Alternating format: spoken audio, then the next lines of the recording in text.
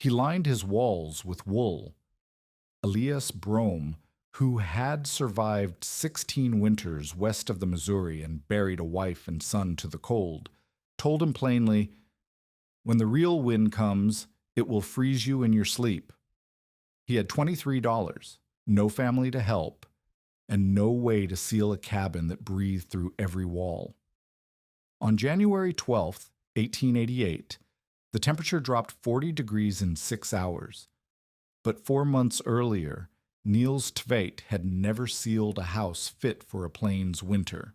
He had arrived in Cedar Bend, Nebraska in August of 1887 with a trunk, a wool coat too heavy for summer, and exactly $112 folded into his boot.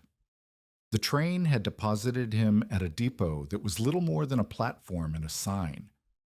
From there, the land agent had driven him 9 miles west in a buckboard that creaked like something dying. The claim looked better on paper. The filing described 80 acres with a seasonal creek and existing improvements.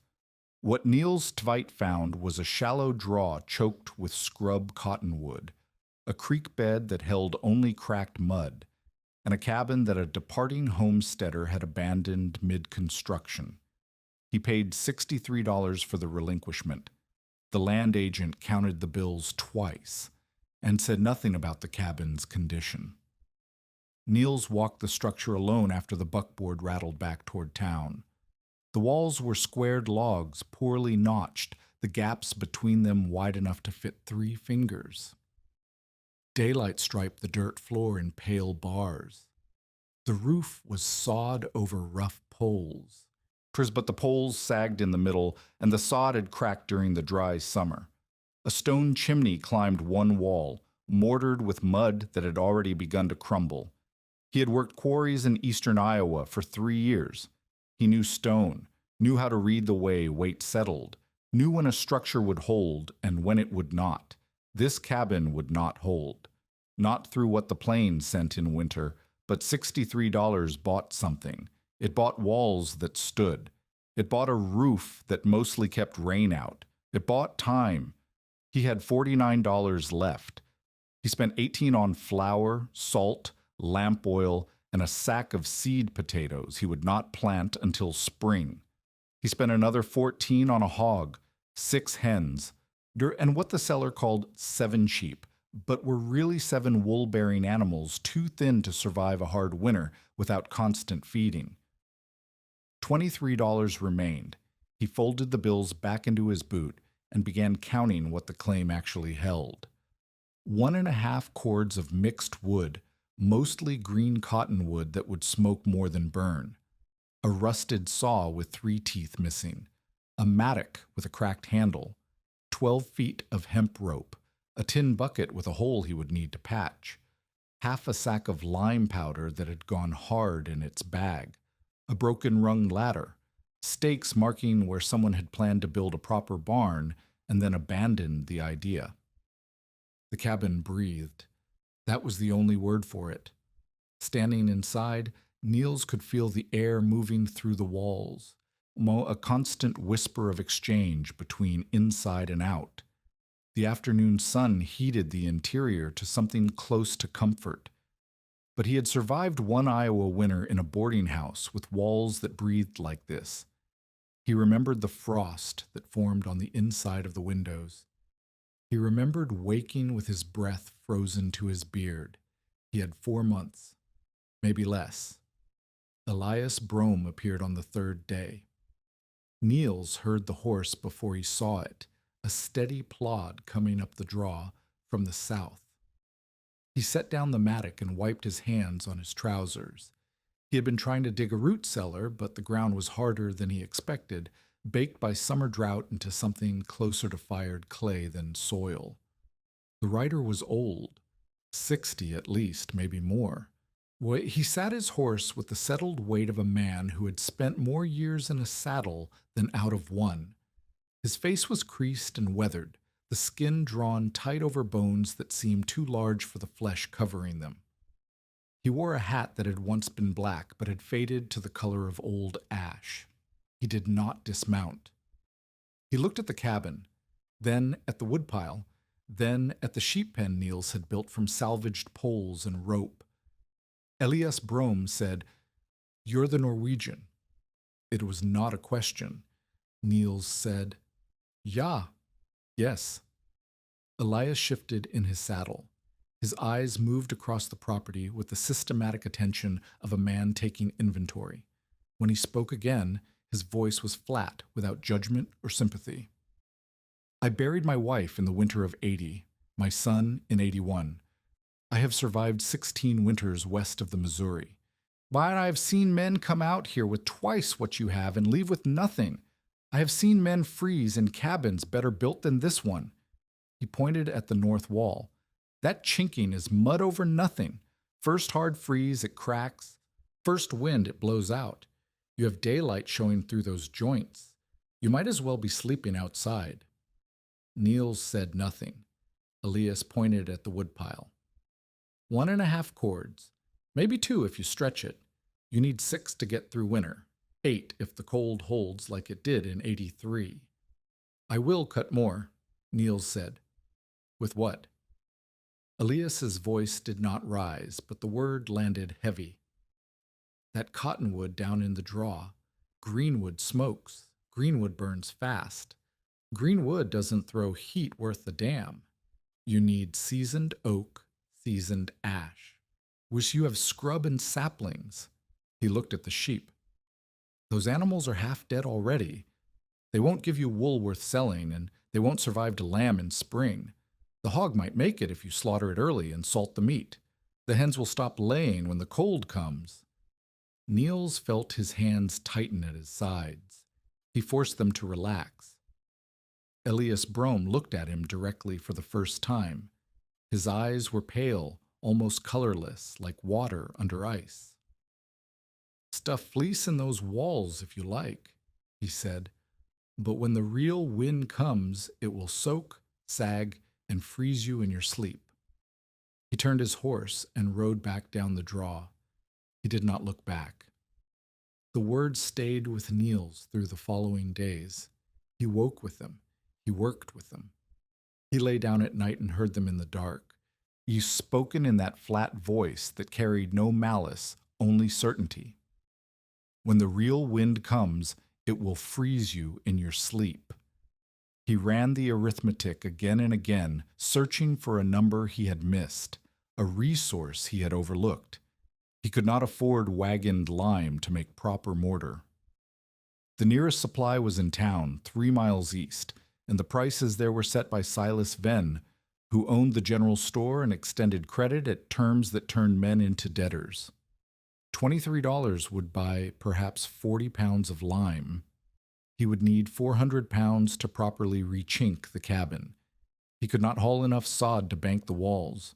The work would take weeks he did not have, and it would mean neglecting the wood cutting, the stock feeding, the 100 small repairs that multiplied every day. He could not cut enough timber. In the cottonwood in his draw was green. The nearest stand of oak was on Hoskins' claim, 4 miles northwest, and Hoskins had already refused to sell or trade. The nearest ash was government land, but by the time Niels hauled it back and split it, the first snow would have already fallen. He had arms, legs, a back that still worked despite the ache that settled into his shoulders every evening. He had skills. He could square a stone, set a post, read the grain of wood well enough to know where it would split. But skills without materials were like lungs without air. The cabin breathed. The wind moved through the walls in whispers that would become screams when the temperature dropped. Niels pressed his palm against the north wall and felt the cold seeping through even now, in September, when the days were still mild. He had 4 months, maybe less.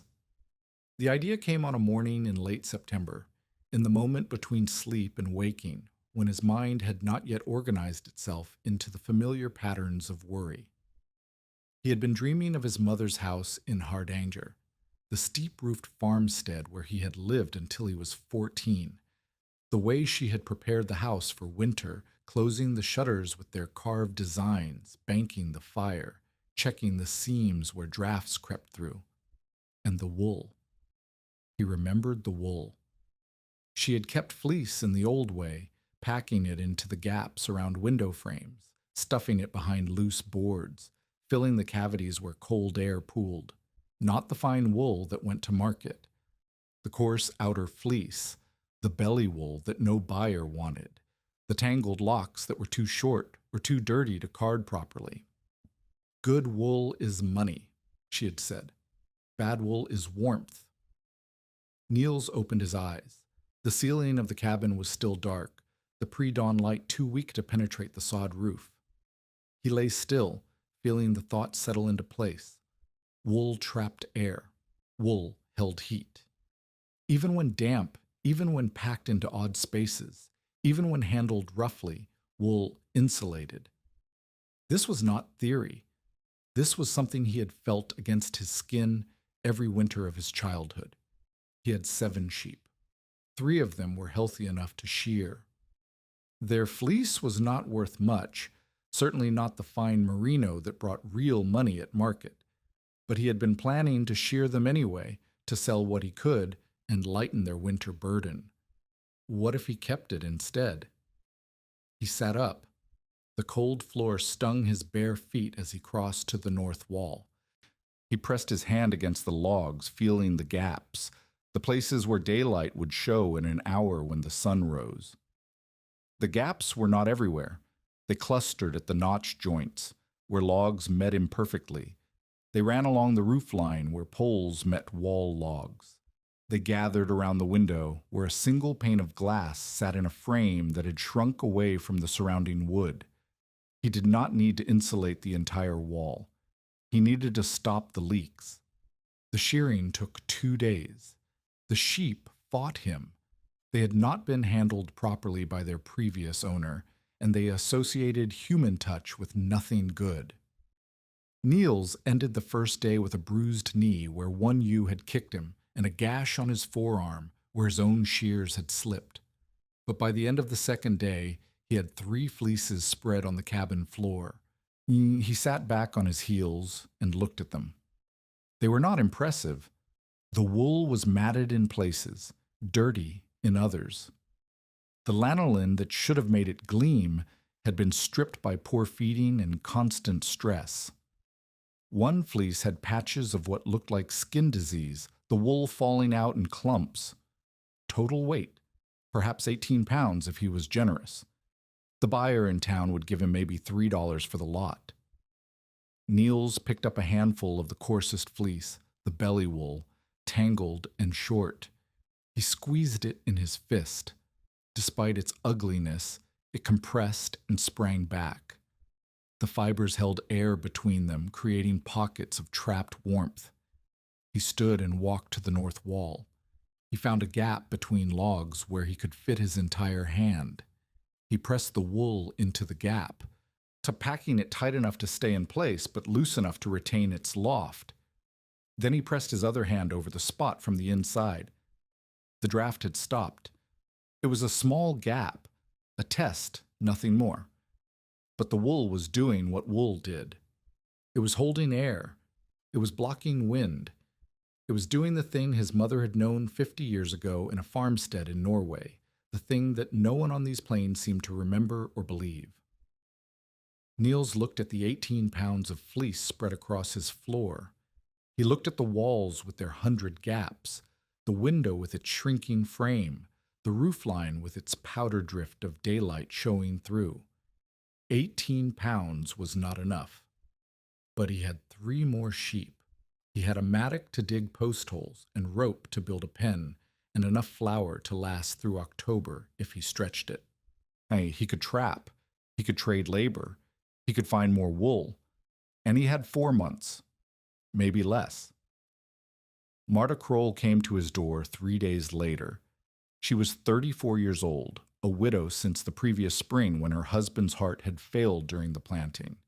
She had 2 children, Otto, who was 7, and a daughter named Kirsty, who was 4. She ran the neighboring claim alone, and by the set of her jaw and the calluses on her hands, she had been running it effectively. She did not knock. She stood in his doorway with her arms crossed and looked at the wool spread across his floor. So it's true, she said.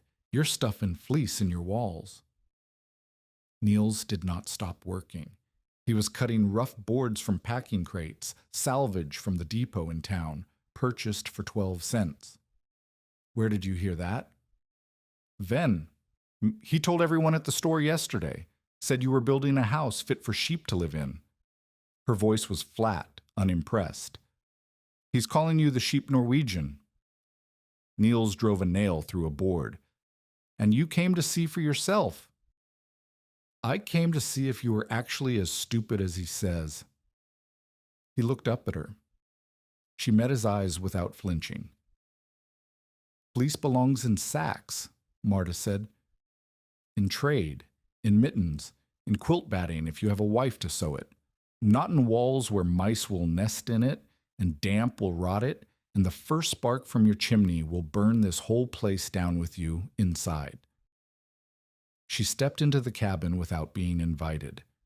She walked to the north wall where Niels had begun fitting his salvage slats over the packed wool. She pressed her hand against the unfinished section and felt the gaps.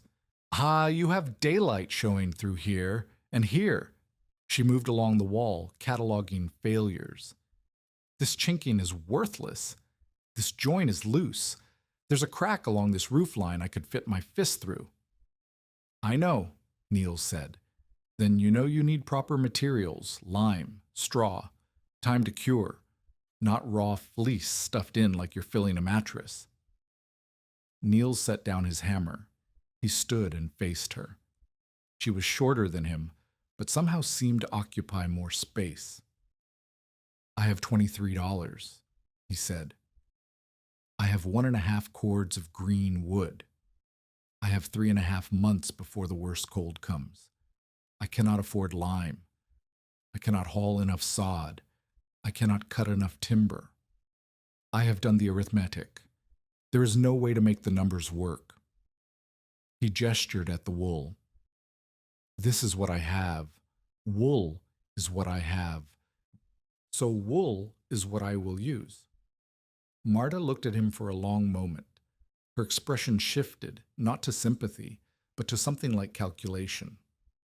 You're a fool, she said finally, but you've done the arithmetic. Most men don't even get that far. She turned and walked out. At the door, she paused. The mice will still nest in it, she said, and the damp will still rot it, and you will probably still freeze, but at least you're not lying to yourself about why. She left. The next week brought Silas Ven. Niels was in the draw, cutting cottonwood, when he heard the wagon. He climbed up the bank and saw Ven's freight cart stopped beside the cabin. Ven himself was standing at the sheep pen, looking at the animals with the appraising eye of a man calculating profit. Silas Ven was 42 years old. He had come to Cedar Bend 8 years earlier with capital enough to open a general store and extend credit to desperate settlers. He owned property in town. He held notes on half the claims in the district. When men failed, and they often failed, Ven bought their relinquishments at prices that insulted the dead and the defeated alike. He was not a cruel man in the obvious ways. He did not raise his voice. He did not threaten. He simply controlled the flow of goods into the settlement and the flow of debt out of it, and he understood that time and winter would do his negotiating for him. He turned as Niels approached. His face was pleasant, almost friendly. "Tveit," he said. "The sheep Norwegian. I've been hearing stories about you in town." Niels stopped 6 feet away. He did not offer his hand. "What stories?" "That you're boarding your sheep in your walls." Ven smiled. The smile did not reach his eyes. "That you've taken up a new trade as a wool insulator. That you're building a house fit for moths to live in." "People talk." "People do." Ven walked closer, his boots making soft sounds in the dry grass. "I came out to make you an offer, a kindness, you might say. Those fleeces you're wasting on your walls, I'll buy them. $2 for the lot. Fair price for damaged goods." "They're not for sale." Ven's smile widened. Everything's for sale, Tveit, especially when winter comes. You've got, what, 1.5 cords of green wood? No lime, no proper chinking. That cabin is going to kill you unless you get real materials, and real materials cost money. He reached into his coat and produced a small ledger. Arnie flipped it open, running his finger down a column of figures. I can extend credit, 3% monthly. You take what you need from the store, lime, nails, glass for that window, maybe some proper stovepipe, and you pay me back in spring. Sell the hog, sell the sheep, work off what you still owe. It's how half the men in this district make it through. And the other half. Ven closed the ledger. His smile faded slightly. The other half sell their claims to me and head back east, or they don't head anywhere at all. He let the silence stretch. Then he gestured at the cabin. Only a fool nails money inside a wall. Those fleeces might not be worth much, but they're worth something. Everything you own is worth something. And right now, you're burying your only assets in places you'll never get them back. Niels thought of his mother's house. The way she had packed wool into every gap, every cavity, every space where cold air might enter. The way the house had held its warmth, even when the storms came howling down from the mountains. I don't need your credit, he said. Ven studied him. Something shifted behind his eyes.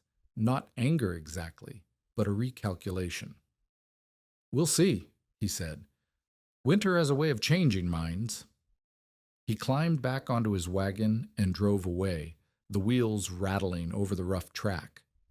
Niels watched until the dust settled. Then he went back to cutting cottonwood. The days shortened. The work continued. Niels fell into a rhythm that consumed his waking hours. He cut wood until his arms burned. Then he split wood until his back screamed. Then he hauled wood until his legs gave out beneath him. He fed the stock. He gathered windfall branches. He dug at the root cellar when he had strength left over, which was not often. And every evening, before the light failed, he worked on the walls. The process was slow. He had to fit each piece of salvaged board, cut it to length, nail it into place over the packed wool. The wool itself required careful handling.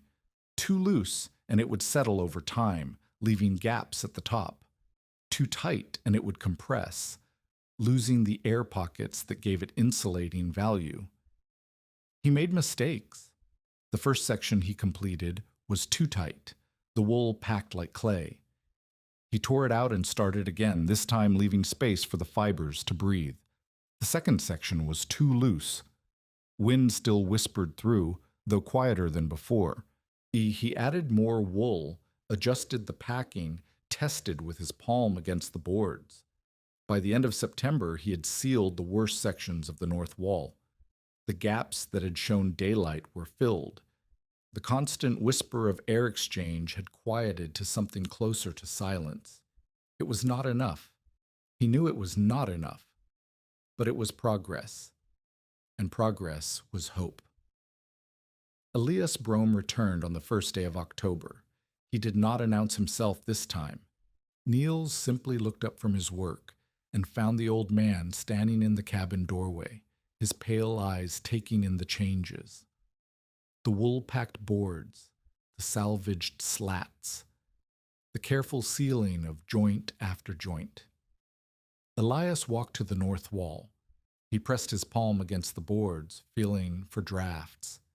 He moved methodically, testing every section Niels had completed. Better, he said finally. The big gaps are closed. Yeah, but the window still leaks. The roofline is still open. The door has a half-inch gap at the bottom, and that chimney throat is going to suck heat straight out of this room when the wind comes from the north. He turned to face Niels. His expression had not changed, still flat, still certain, but something in his voice had shifted. I've seen men try clever things out here. Most of them die anyway. The plains don't care about clever. They care about firewood and tight walls and having enough food stored to last until spring. He looked around the cabin again. You're short in all three. I know, Niels said. But you're working. Elias moved toward the door. Most men who are already dead just don't know it yet. They sit in their cabins and wait for someone else to save them. You're working. He paused at the threshold. There's a woman lives up on 2 Creek. Norwegian, like you. Keeps sheep. Knows wool better than anyone in the district. If you're going to do this foolish thing, you might as well do it right. He stepped outside. Her name is Astrid Moen. Tell her Brome sent you. He mounted his horse and rode away without another word.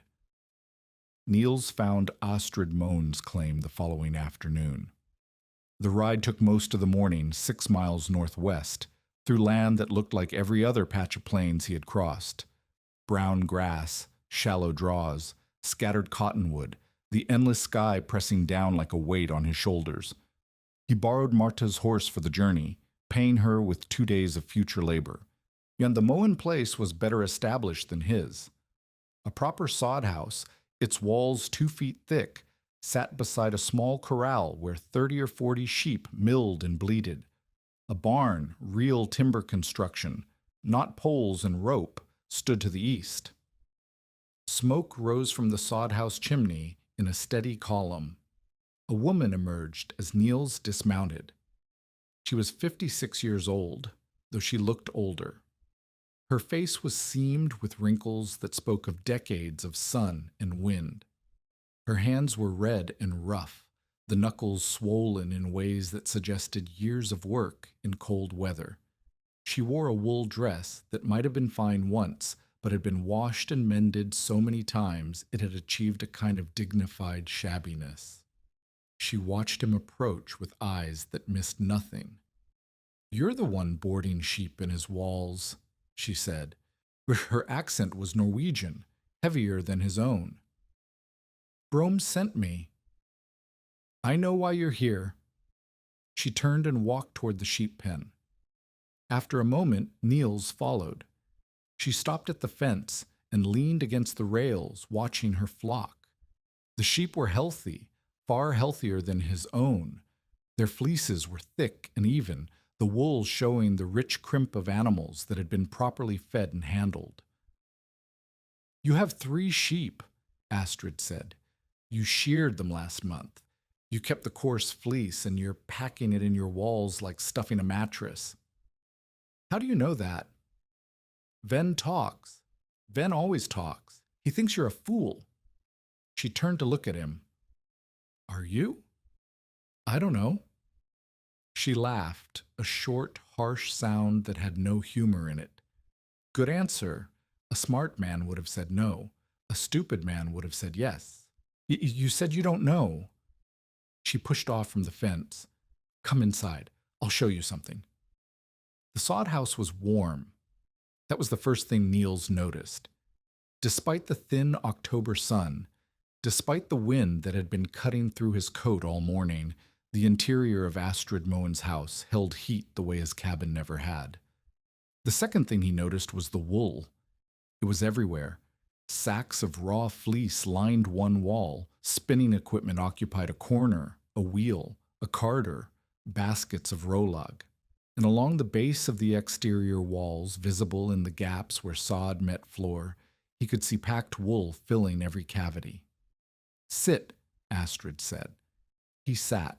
She poured coffee, real coffee, not the roasted grain substitute most settlers used, and set a cup before him. Then she sat across the table and studied his face. My brother is in the back room," she said. "Broken leg from a horse fall in August.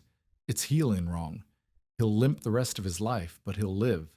I tell you this so you know why I haven't helped you before now. I have been busy keeping a man alive." Niels nodded. "Now." Astrid leaned forward. "You kept the coarse fleece, the belly wool, the locks. Why?" He thought about the question. "It was what I had. The fine wool is worth money at market. The coarse wool is worth nothing." Wrong? She shook her head. The coarse wool is worth warmth. The crimp is coarser, yes, but coarse crimp traps air just as well as fine crimp. Better in some ways, it doesn't compress as easily, and the belly wool carries more lanolin than any other part of the fleece. Lanolin sheds water. In a wall that might take damp, to lanolin is what you want. She rose and walked to one of the sacks. She pulled out a handful of fleece and brought it back to the table. Show me how you packed it. Niels took the wool. He compressed it in his hands the way he had been doing at his cabin, packing it tight to fill the gaps. Astrid clicked her tongue. Too hard. You're killing the loft. Wool insulates because it holds air between the fibers. If you pack it like clay, you squeeze out the air. It becomes dense. Dense wool is good for carpet. Dense wool is bad for warmth. She took the fleece back and demonstrated. Her hands moved with the ease of long practice, fluffing the fibers, teasing them apart, creating layers of trapped air within the mass. Like this, loose enough to breathe, tight enough to stay in place. You want it to spring back when you push it.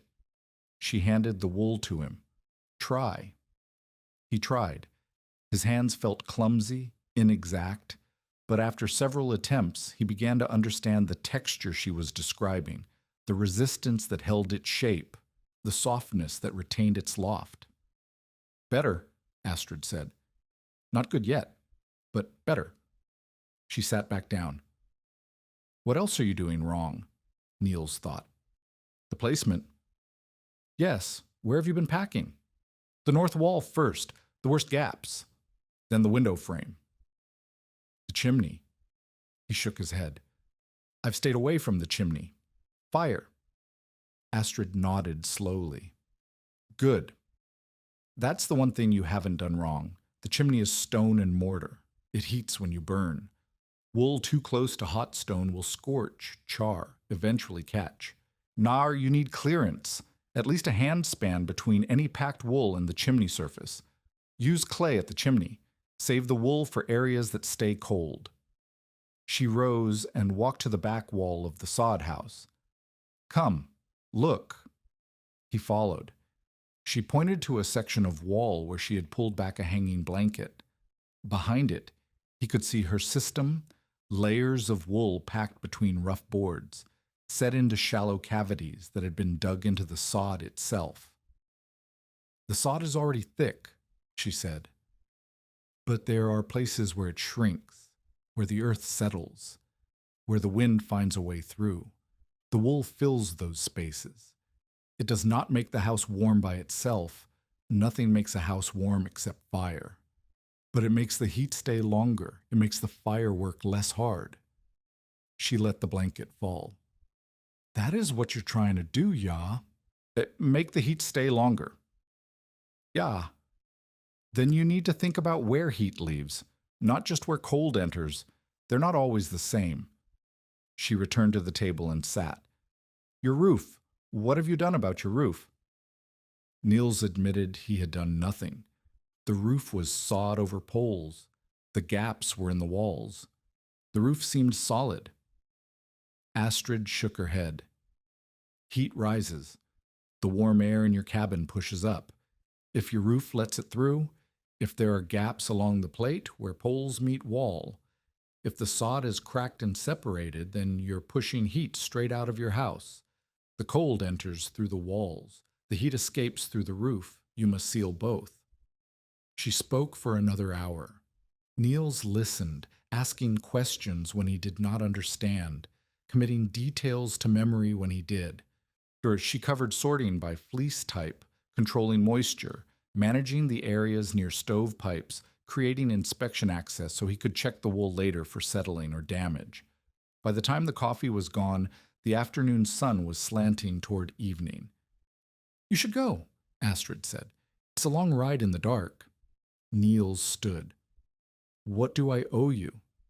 She looked at him. Her eyes were hard to read, not hostile, not friendly, simply assessing. You don't owe me anything yet. You came. You listened. You didn't argue. Most men would have argued. She walked him to the door. Come back when you finished the north wall and started the roof. I'll tell you what you did wrong then. At the door, she paused. One more thing. Your sheep, the 3 that are still healthy. Don't sell them. Don't slaughter them. Keep them fed. If you survive winter, you can breed them in spring. If you don't survive, she shrugged. They'll die anyway, but at least you'll have tried with everything you had. Niels mounted Marta's horse. Why are you helping me? Astrid Moen looked up at him. For a moment, something flickered across her face. Memory, perhaps, or recognition. You kept the coarse fleece, she said. A fool would have sold it. A smart man would have calculated the trade value. But you looked at that ugly, worthless wool, and you saw what it could do. You saw function, not price. She stepped back. That's rare. I'd like to see if you survive. She went inside without another word. Niels rode back through the gathering dusk, his mind turning over everything she had said. The horse knew the way. He barely had to guide it. Heat rises. Seal both. Keep them fed. Try with everything you had. The wind picked up as he crossed the last ridge before his claim. He could see the cabin in the distance, small and fragile against the enormous emptiness of the plains. Smoke rose from the chimney. He had left a fire banked against his return. For the first time in weeks, the sight of it did not fill him with dread. The cabin still breathed. The walls still leaked. The deadline still pressed down on him like the weight of the sky itself. But he was not alone anymore, and he was learning. The first snow fell on October 23rd. It was not a serious snow, just a dusting that melted by midday, but it announced what was coming. Niels stood outside the cabin at dawn and watched the flakes drift down from a sky the color of old iron. They landed on his shoulders, on the firewood he had been stacking, on the roof of the cabin where the sod had cracked along the eastern edge. He had sealed the north wall. He had packed the window frame. He had begun work on the roof line, cutting salvaged boards to fit against the plate where poles met wall logs. But the chimney corner was still bare. The door gap remained. The west wall had sections he had not yet reached, and the underfloor, the space beneath the rough planks where cold air pooled and rose, had not been touched at all. The snow fell. The deadline moved closer. Niels set down the wood he was carrying and looked at the sky. 3.5 months had become 2. 2 months, maybe less. The work accelerated. Niels rose before dawn and did not stop until the light failed. He cut boards. He split wood. He packed wool into gaps that seemed to multiply the more closely he looked. His hands cracked and bled in the cold, dry air. His shoulders ached with a constant, dull pain that no sleep could ease. He lost weight he could not afford to lose, his belt tightening another notch, then another. But the cabin changed. By the first week of November, the north wall was fully sealed. The salvaged boards formed an inner skin that held the packed wool in place, and when Niels pressed his palm against the surface, he felt no movement of air. The constant whisper that had haunted the cabin since his arrival had finally stopped along that wall. The window came next. Astrid had taught him to build up the frame in layers. First, a ring of clay packed around the glass, then wool filling the gap between clay and wood, then thin boards holding everything in place. The glass still frosted on cold mornings. But the knife-edge drafts that had cut through the frame were gone. The roofline took longer. He had to work overhead, balancing on the broken-runged ladder he had repaired with rope and salvaged rungs. The gaps along the plate were irregular, some wide enough to fit his fist, others mere cracks that still leaked heat like wounds bleeding warmth into the sky. He filled them methodically, section by section, testing each repair with smoke from a burning twist of grass held below the packed wool. Where smoke escaped, he added more. Where smoke stayed inside, he moved on. Astrid came to inspect his work on November 8th. She arrived mid-morning, riding a gray mare that looked as old and weathered as she did. Her brother was recovering slowly, she said, able to sit up now and eat solid food. She could spare half a day. Niels showed her the cabin. She walked the interior in silence, pressing her hands against each sealed section, checking the loft of the packed wool through gaps in the boards, testing the window frame and the roofline repairs. Her face gave nothing away. Finally, she spoke. "The north wall is good. Better than I expected. The window is acceptable. The roofline." She pointed to a section near the chimney. "You packed too close here. I can feel warmth through the boards. The chimney stone is heating the wool." Niels looked. She was right. The section she indicated was within 6 inches of the chimney surface. He had thought the boards would provide enough separation. "Pull it out," Astrid said. "Replace with clay. Wet clay packed hard. It will crack when it dries, but it won't burn. Then pack wool beyond the clay line, where the stone stays cool." She moved to the west wall, which Niels had barely started. "This is your weak point now. The north holds. The roof is closing. But this wall," she pressed her palm against an unsealed joint. "I can feel the wind through here, and here, and here." 3 gaps. He had counted 2. "How much wool do you have left?" Niels showed her. 2 sacks remained, perhaps 8 pounds total. The 3 sheep he had sheared in September had given him everything they could. He would not be able to shear again until spring, if spring came. Astrid looked at the sacks. She looked at the west wall. Her mouth tightened. "It's not enough." "I know. You need another 12 pounds, 15 to be safe." She walked to the door and examined the gap at the bottom, where cold air pooled and crept across the floor. "Maybe 20, if you want to do this properly." Niels said nothing. 20 pounds of wool meant more sheep. More sheep meant money he did not have. Astrid stood in silence for a long moment. Then she turned to face him. "I have culls," she said. 3 ewes that won't make it through winter. They're too old, too thin, too worn out to breed again. I was going to slaughter them for meat." She paused. "I'll give you the fleeces, all 3, in exchange for labor in spring, 2 weeks of your time during lambing season." Niels felt something shift in his chest. "Why?" "Because you're doing the work." Astrid's voice was flat, without sentiment. "Because you listened when I told you what to do. Because I'm old and I'm tired and I'd rather see this work than not see it." She moved toward the door. "I'll bring the fleeces in 3 days. Have the west wall cleared and ready." She left without waiting for his answer.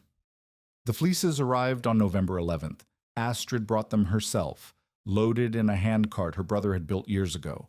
3 fleeces, each weighing perhaps 5 pounds, coarse belly wool, exactly what Niels needed. The ewes had been slaughtered the previous day, and the fleeces still carried the warmth of their bodies. Niels helped her unload. The work was quick. The fleeces were light despite their bulk, and soon they were spread across the cabin floor next to his own remaining stock. 23 pounds total, Astrid said. "Maybe 24. That should be enough for the west wall, the door, and the underfloor, if you're careful." She did not stay to watch him work. She had sheep to tend, a brother to nurse, her own preparations to make. But before she left, she gave him one more lesson. "The underfloor is different," she said. "You can't pack it the same way. The wool will settle under the weight of the boards. It will compress. In 6 months, you'll have gaps." She showed him a technique, layering the wool with thin branches woven through it, creating a lattice that held the fibers in place. It was fiddly work, slower than simple packing, but it would last. "Do the underfloor last," she said. "After everything else is sealed. The floor is your final line. If everything above it holds, you can survive with a cold floor. But if you seal the floor first and the walls fail, you've wasted your wool on nothing." She climbed back onto her cart. "I'll come again before the hard cold to see if you finished." Niels watched her go. The fleeces lay on his floor. He had 23 pounds of wool that had cost him nothing but a promise of future labor. He had wood to cut. He had stock to feed. He had 100 small tasks pressing for attention. But first, he had a wall to seal. The west wall took 11 days. It was worse than the north had been. The logs here were older, more warped, their surfaces cracked by seasons of sun and freeze and thaw. The gaps were irregular, some horizontal where logs had shrunk apart, some vertical where notches had failed, some diagonal where the entire wall had begun to shift on its foundation stones. Niels worked systematically. He started at the bottom, where the cold air pooled heaviest, and moved upward. He cut boards to fit. He packed wool with the careful loft Astrid had taught him. He tested with smoke, with his palm, with his own breath held close to the surface to feel for any whisper of moving air. The physical toll mounted. His hands, already cracked, split open along the knuckles. Blood stained the boards he handled. His back seized one morning as he was lifting a heavy plank, and he spent an entire day flat on his bunk, staring at the ceiling, watching the light change through the gaps he had not yet sealed. But the wall closed. Section by section, gap by gap, the west wall became solid. On November 22nd, he drove the last nail into the last board. He stood back and looked at what he had built, an ugly patchwork of salvaged wood and packed wool, nothing like the clean walls of Astrid's sod house, nothing like the neat construction he had seen in town. But it held. When he pressed his palm against any section, he felt no draft. When he burned his smoke twist and walked the perimeter, the smoke stayed inside. The cabin had stopped breathing through this wall. One wall left. The east wall, which was better built than the others, the previous owner had done competent work here at least, but still showed gaps at the roofline and around the door frame. And the door itself, and the underfloor, and the chimney corner, where he still needed to replace wool with clay. Niels counted his remaining supplies. 8 pounds of wool, 14 boards of usable salvage, half a bucket of clay he had dug from the creek bank, 6 nails. He counted the days. November 22nd.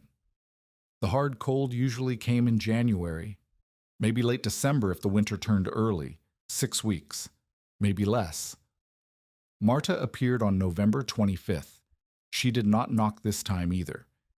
She simply walked in, looked around the cabin, and stood in silence for a long moment. The cabin had transformed since her last visit.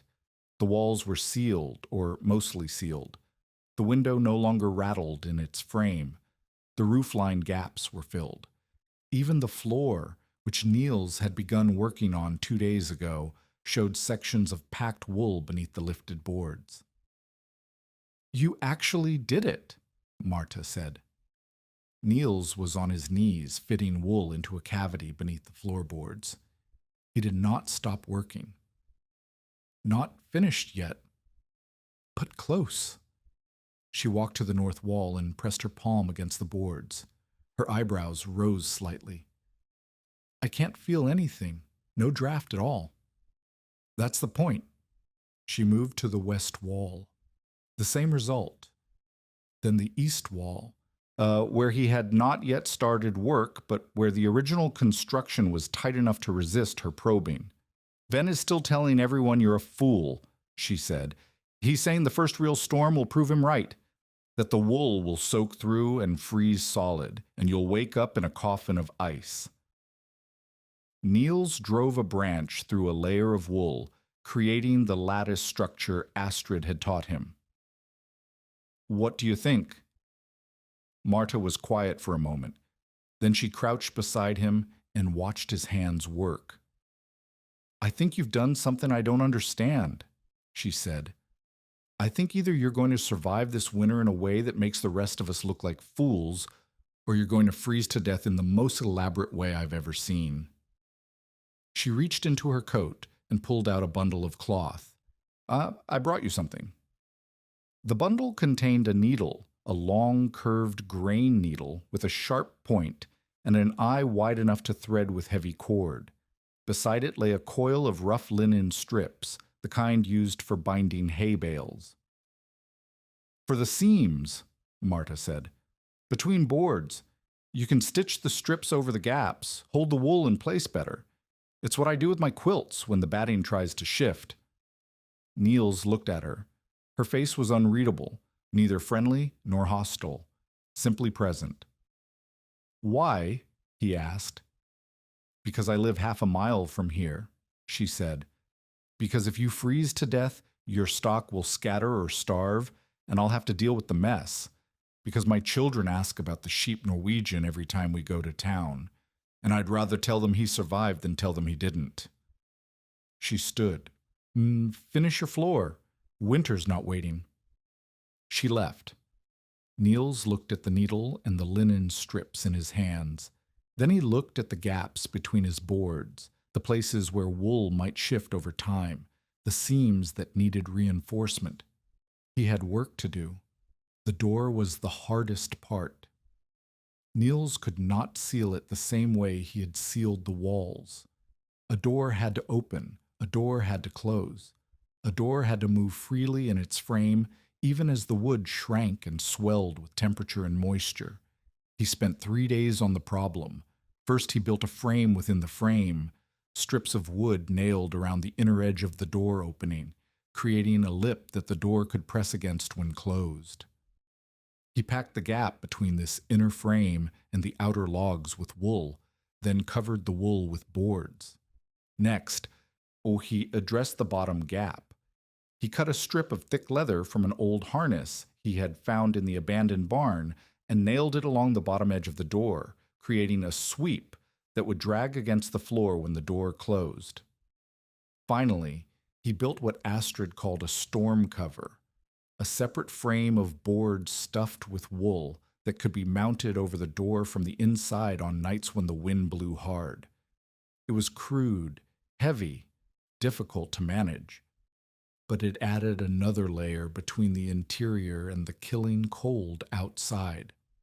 By December 3rd, the door was finished. Niels closed it, mounted the storm cover, and stood in the center of his cabin.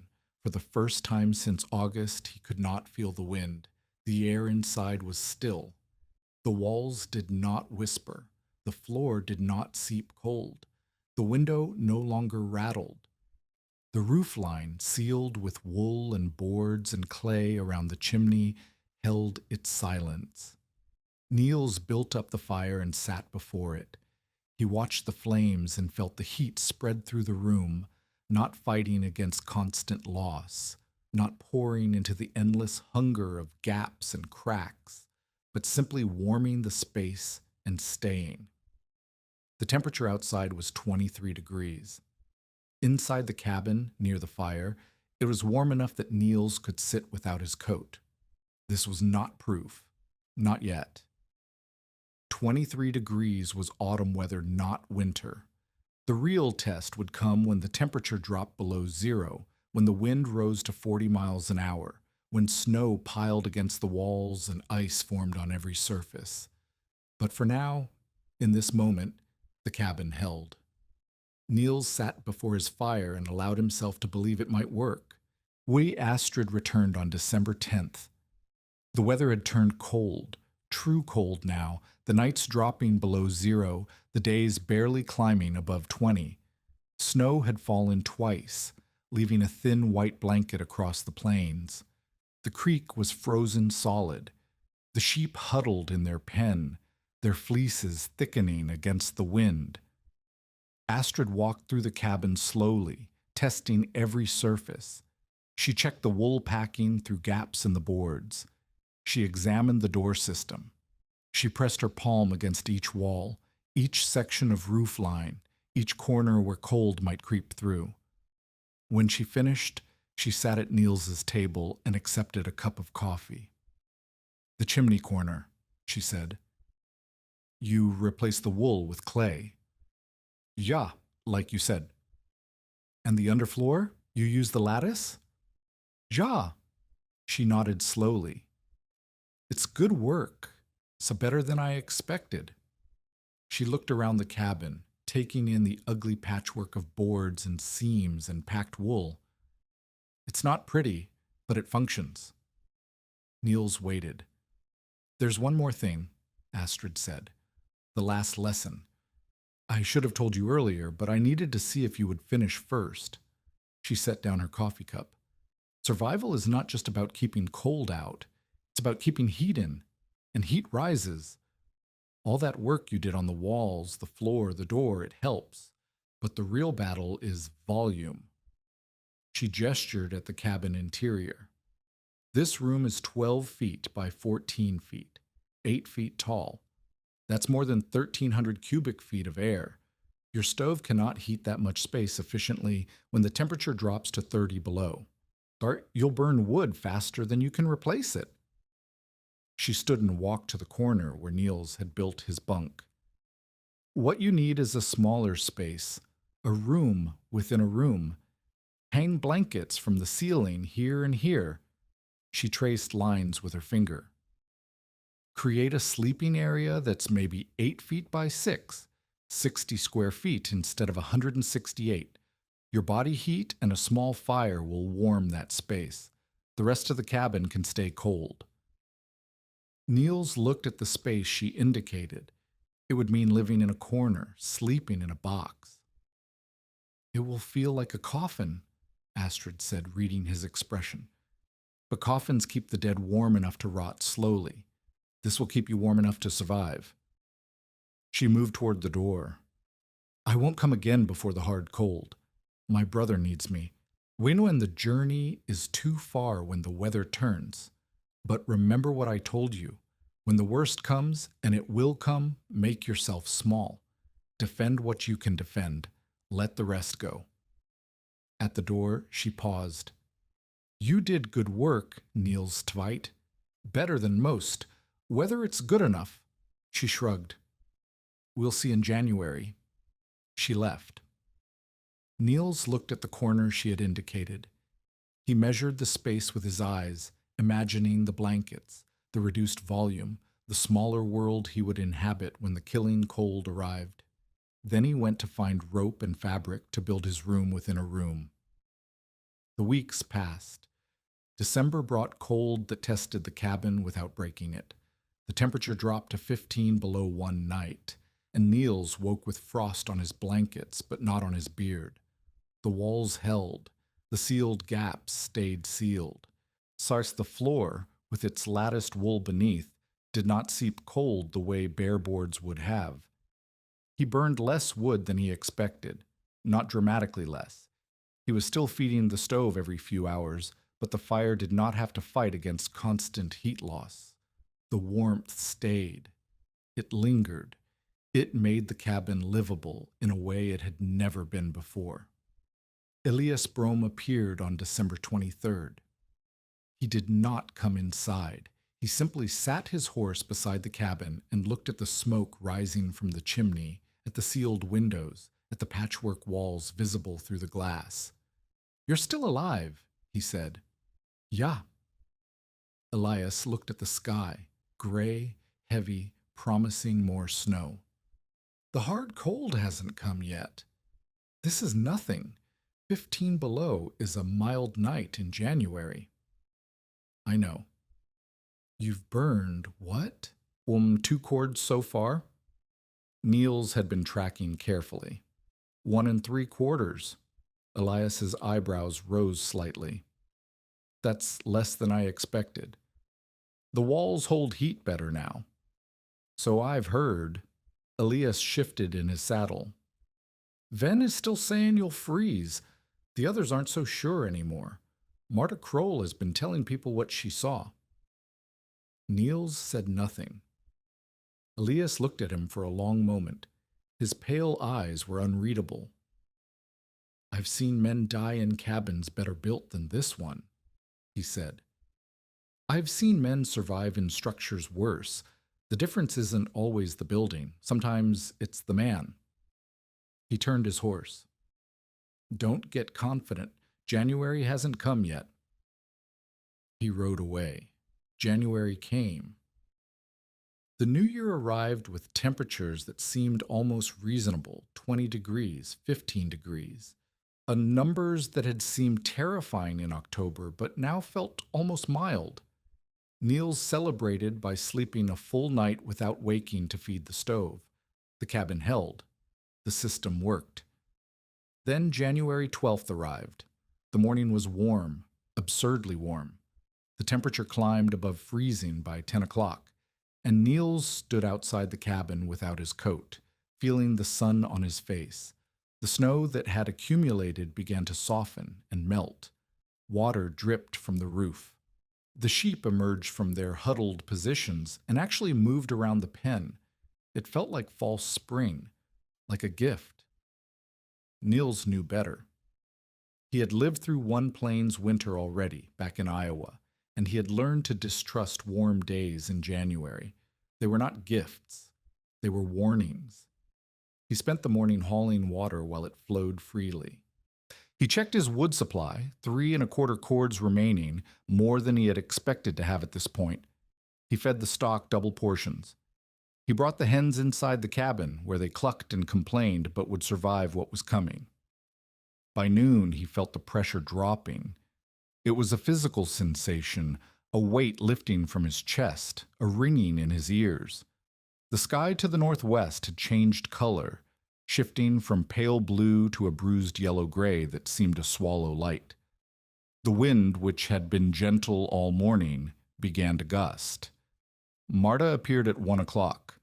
She had Otto with her, the 7-year-old riding behind her on the same horse, his arms wrapped around her waist. "We went to town for lamp oil," she said. Her voice was tight. "I saw the sky. We need to get back before—" The wind hit. It came from nowhere, from everywhere, a wall of air that slammed into them with physical force. The temperature dropped 10 degrees in the time it took Niels to grab the horse's bridle. Then it dropped 10 more. Snow began to fall. Not gentle snow, not the soft flakes of autumn. This was snow driven horizontal by wind that screamed like something alive. Visibility collapsed. One moment Niels could see the sheep pen 30 feet away. The next moment he could not see his own hand in front of his face. "Get inside," he shouted over the wind.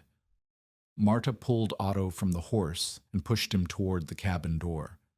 The boy stumbled in the sudden snow, his feet sliding on ground that was already disappearing under white. Niels grabbed his arm and half carried him the last 10 feet. The door was a fight. The wind pressed against it, now trying to hold it closed. Niels braced his shoulder and shoved. The door gave. He pushed Otto through, then Marta, then himself. The door slammed shut behind him. For a moment, they stood in the sudden silence of the cabin interior, gasping, snow melting on their faces. The wind screamed outside, but in here, in this space, Niels had spent 4 months sealing. The sound was muffled, distant. The walls held. Marta looked around. Her eyes were wide. "Your cabin is sealed," Niels said. "I told you." Otto was shaking. His face was pale, his lips slightly blue. He had been dressed for a warm January day, not for a blizzard that had dropped the temperature 40 degrees in less than an hour. "The fire," Marta said. "Build up the fire." Niels was already moving. The first 3 hours were the worst. The temperature outside dropped to 10 below by 4 o'clock. By 6 o'clock, it was 25 below. The wind, Niels could not guess the speed, but it shook the walls, pressed against the door, found every seam and gap, and tested them. The gaps held. Niels could feel the cabin straining, The boards creaked. The wool shifted minutely behind its coverings. The window glass, despite its clay and wool frame, transmitted cold that radiated into the room in visible waves. But the cabin did not breathe. The air inside stayed still. The heat from the stove spread through the space and stayed. He built the fire high, then higher. The stove glowed red at its base. The chimney drew well. The throat he had worried about seemed to be functioning, and the smoke rose cleanly into the screaming wind above. Marta sat with Otto wrapped in blankets. Both of them pressed close to the stove. The boy's color was returning, his shaking easing. Marta's face was tight, but she was no longer looking around the cabin with wild eyes. "The horse," she said. "My horse is still outside." Niels went to the window. Through the glass, he could see nothing but white-driven snow, horizontal wind, a world erased. "I can't reach it," he said. "I can't even find the door of the pen. It will die." "Maybe." He turned from the window. "If I go out there, I will die. Then you will die. Then Otto will die." Marta stared at him. Her jaw tightened. For a moment, Niels thought she would argue, would demand he risk his life for an animal. Then she closed her eyes and pulled Otto closer. "The sheep," she said. "Your sheep. In the pen. There's a windbreak on the north side. It might hold.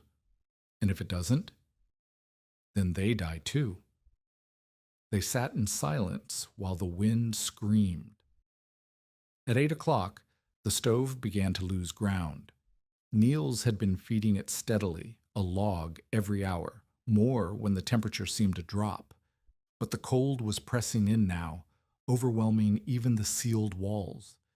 The temperature inside the cabin, which had been holding near 50 degrees, began to slip. 45, then 40, then 38.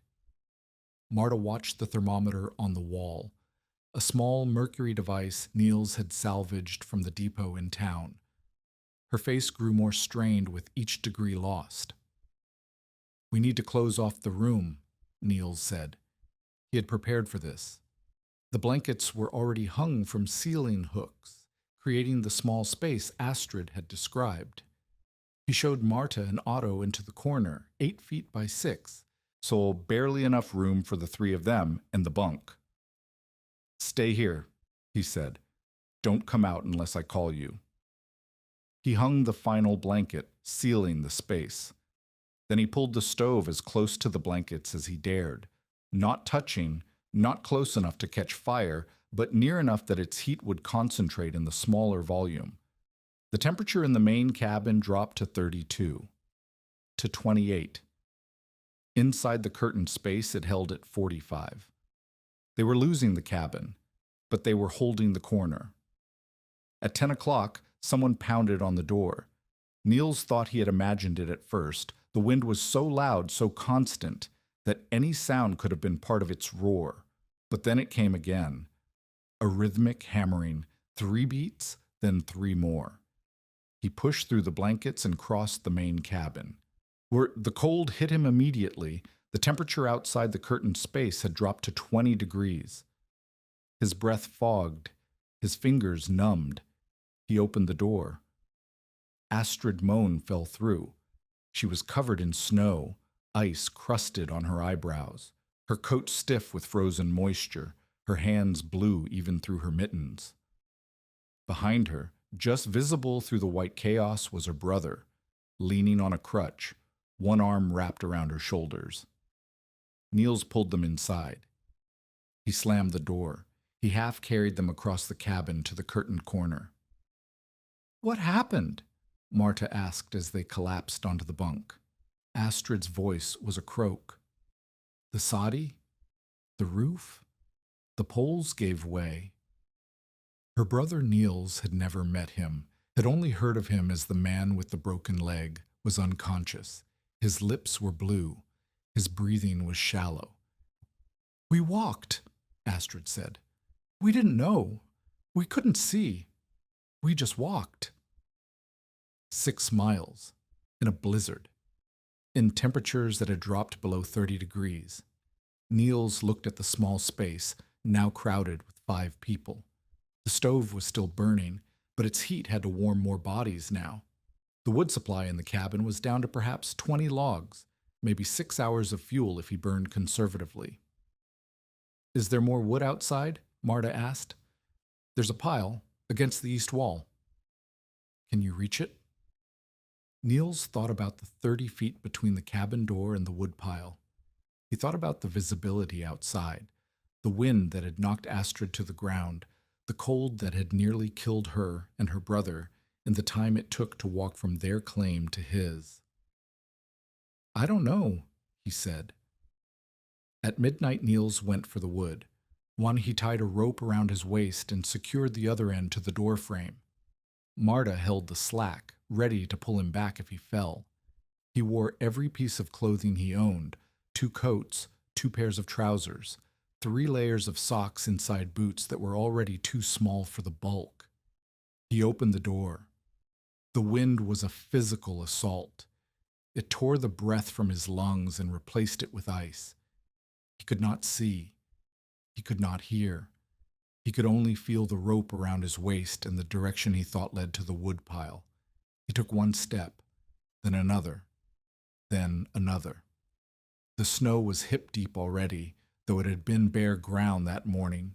Each step required lifting his leg high, forcing his foot through the resistance, driving forward against a wind that seemed to come from every direction at once. 10 feet, 15 feet, 20 feet. His hands found the woodpile. He grabbed logs. He could not see them, could only feel their weight and shape. He shoved them into a sack he had looped over his shoulder. 4 logs, 5, 6, 7. The sack was full. The weight pulled at his shoulder. He turned and faced the direction he thought led back to the cabin. He could not see the cabin. He could not see the light from the window. He could not see anything except white chaos and his own frozen breath. He pulled the rope. Once. Twice. The rope went taut. He followed it. Hand over hand, step by step, he pulled himself along the lifeline, while the wind tried to rip him sideways, while the snow tried to bury him where he stood. The rope cut through his mittens. His fingers went numb. His face burned with cold that felt like fire. Then the door appeared. Marta was there. She pulled him through. She slammed the door behind him. Niels collapsed onto the floor, gasping. The sack of logs spilled beside him, 7 pieces, maybe an hour of fuel. "You're bleeding," Marta said. He looked at his hands. The rope had torn through his mittens and the skin beneath. Blood was already freezing on his knuckles. "I'm alive," he said. He made 3 more trips that night. By dawn, the worst had passed. The wind still blew, but it had lost its killing fury.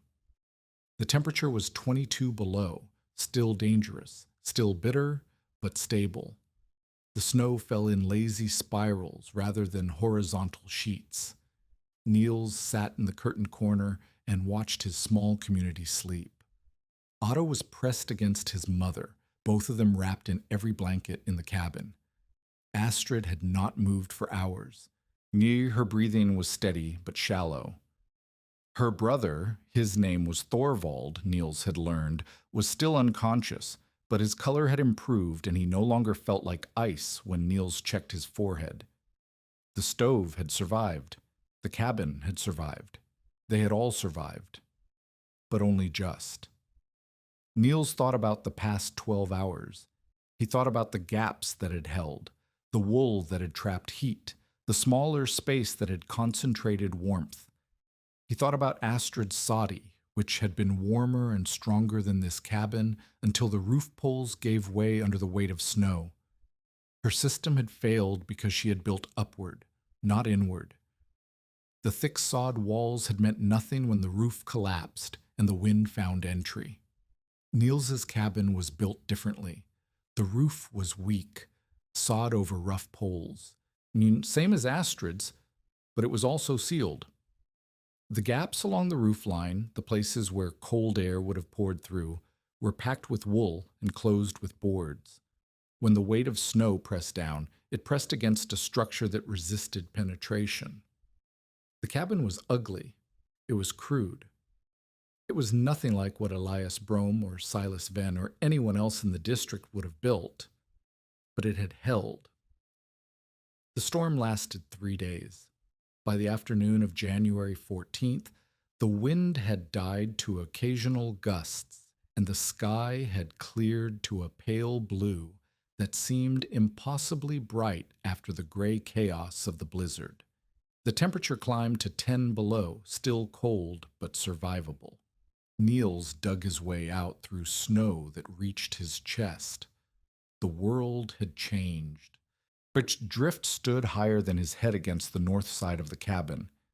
The sheep pen was buried. He could not even see the poles. The woodpile he had raided 3 times in the night was covered under 4 feet of packed snow.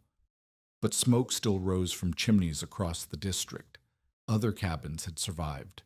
Other people had made it through. He began to dig toward the sheep pen. An hour later, he found the first body. The ewe had frozen standing up, her legs locked in place, her fleece crusted with ice that had formed as her body heat failed. He dug around her and found a second, then a third. 3 of his 7 sheep, the 3 weakest, the 3 he had bought in August, knowing they might not survive winter. The other 4 were alive. Yet they had huddled together in the corner of the pen where the windbreak had created a small pocket of protection. They were cold, they were hungry, they were bleeding with distress, but they were alive. Niels stood among his dead sheep and his living sheep, his breath fogging in the cold air, and felt something he had not expected, not triumph, not satisfaction, relief, exhaustion, the bone-deep understanding that survival was not victory, it was simply continuing. Behind him, the cabin door opened. Marta stepped out into the snow, shielding her eyes against the brightness. "The children," she said. "They need food. Do you have anything?" Niels looked at the dead ewes. He looked at the living ones. He looked at the cabin that had held through a blizzard that should have killed them all. "I have mutton," he said. "Enough for a week. They would eat what had died.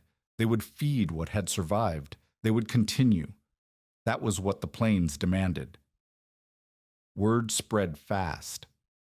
By the afternoon of January 15th, neighbors were moving through the district, checking on survivors, counting losses. Niels learned that 2 cabins had collapsed under snow weight. 3 others had lost all heat when their stoves failed or their chimneys blocked.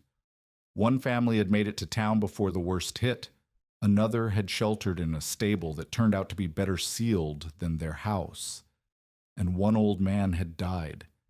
Niels did not know his name. Someone called him Peterson.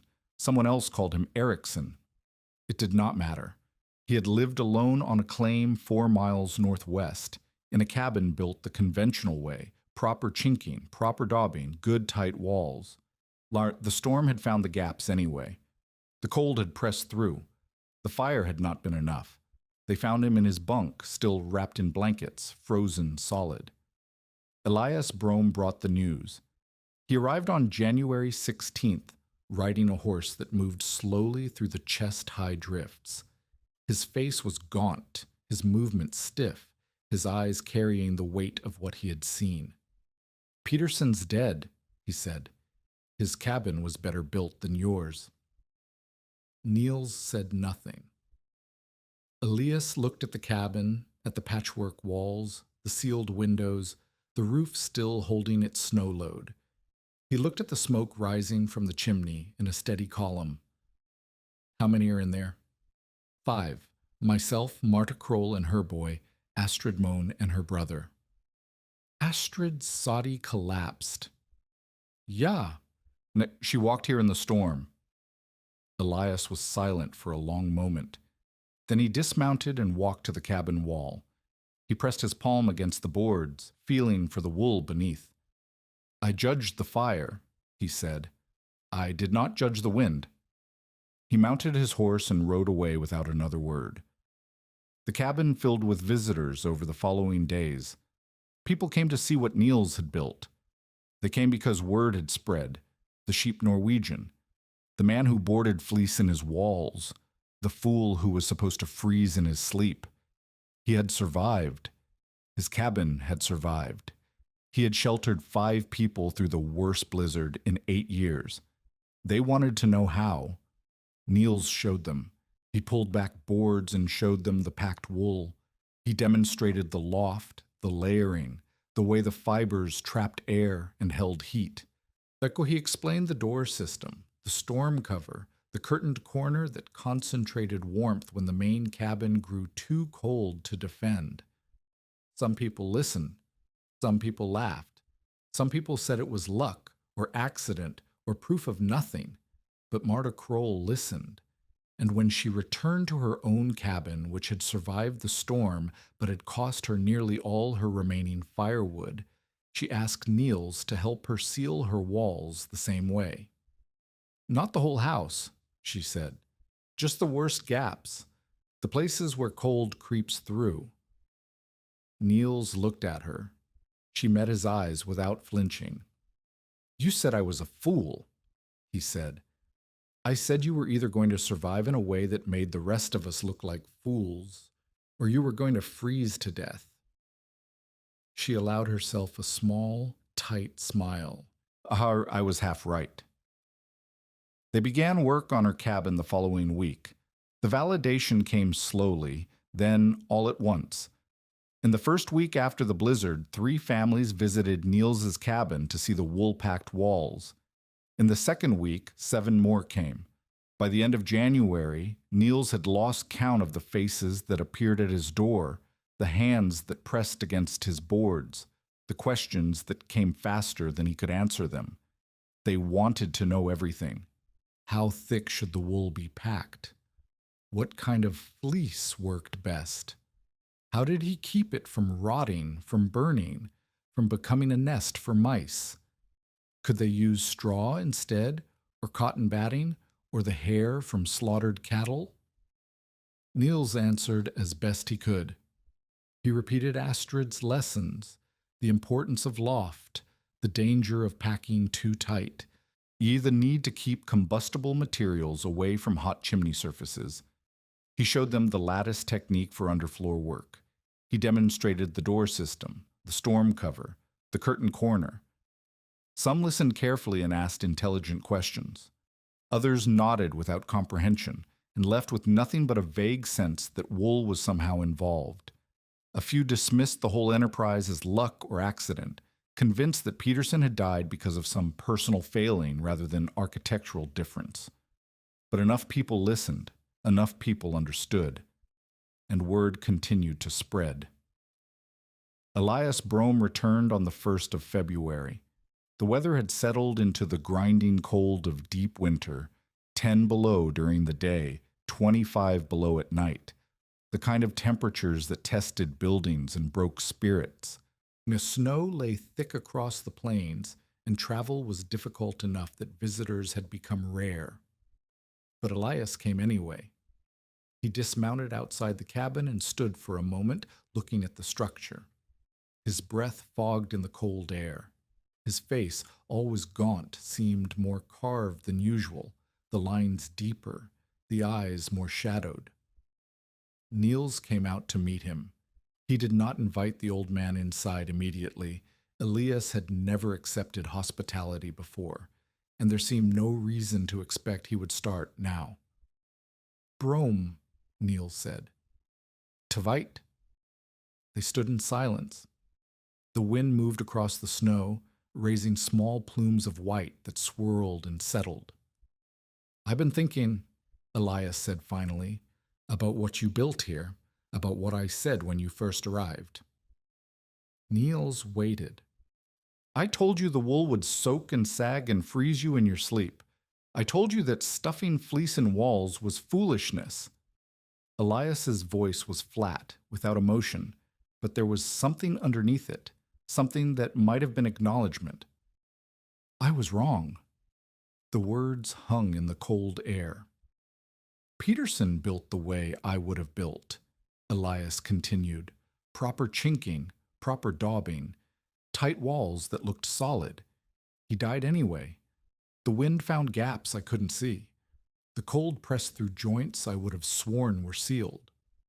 He turned to look directly at Niels. His pale eyes were steady. You built different. You filled the gaps with something that held air, that trapped warmth, that bent instead of breaking. I didn't understand it. I still don't fully understand it. He paused. But it worked. And Peterson's way didn't. Niels said, I learned from Astrid Moen. She knew the wool. I just applied what she taught. Astrid's soddy collapsed. Yeah, the roof failed, but her walls, the part she had sealed with wool, those held. She told me herself. If the roof had been stronger, she would have survived the storm in her own home. Elias was silent for a long moment. Then he nodded slowly.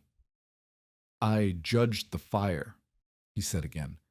The strength of the flame, the amount of fuel. I thought survival was about burning hotter than the cold. But you weren't trying to burn hotter. You were trying to lose less. He shook his head. 16 winters, and I never thought about it that way. He mounted his horse. At the last moment, before riding away, he looked back. Marta Kroll says you're helping her seal her walls.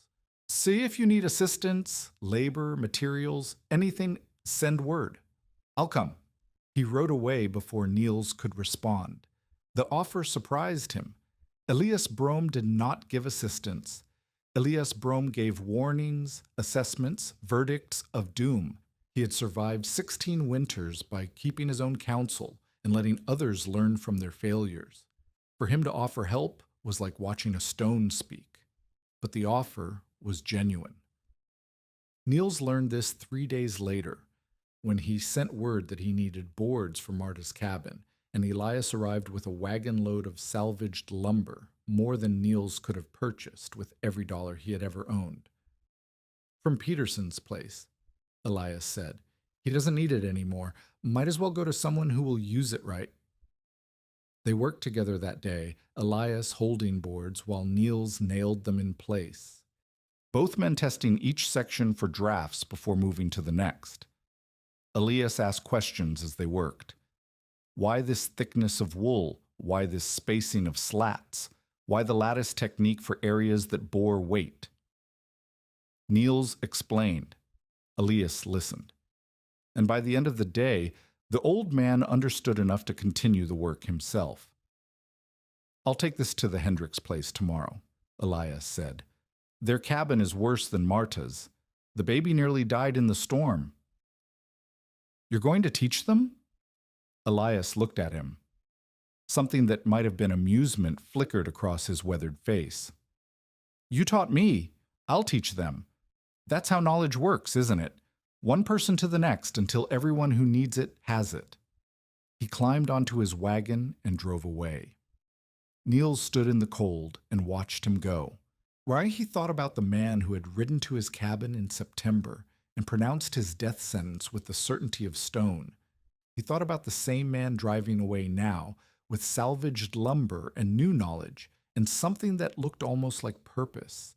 People could change, even on the plains, even after 16 winters of certainty.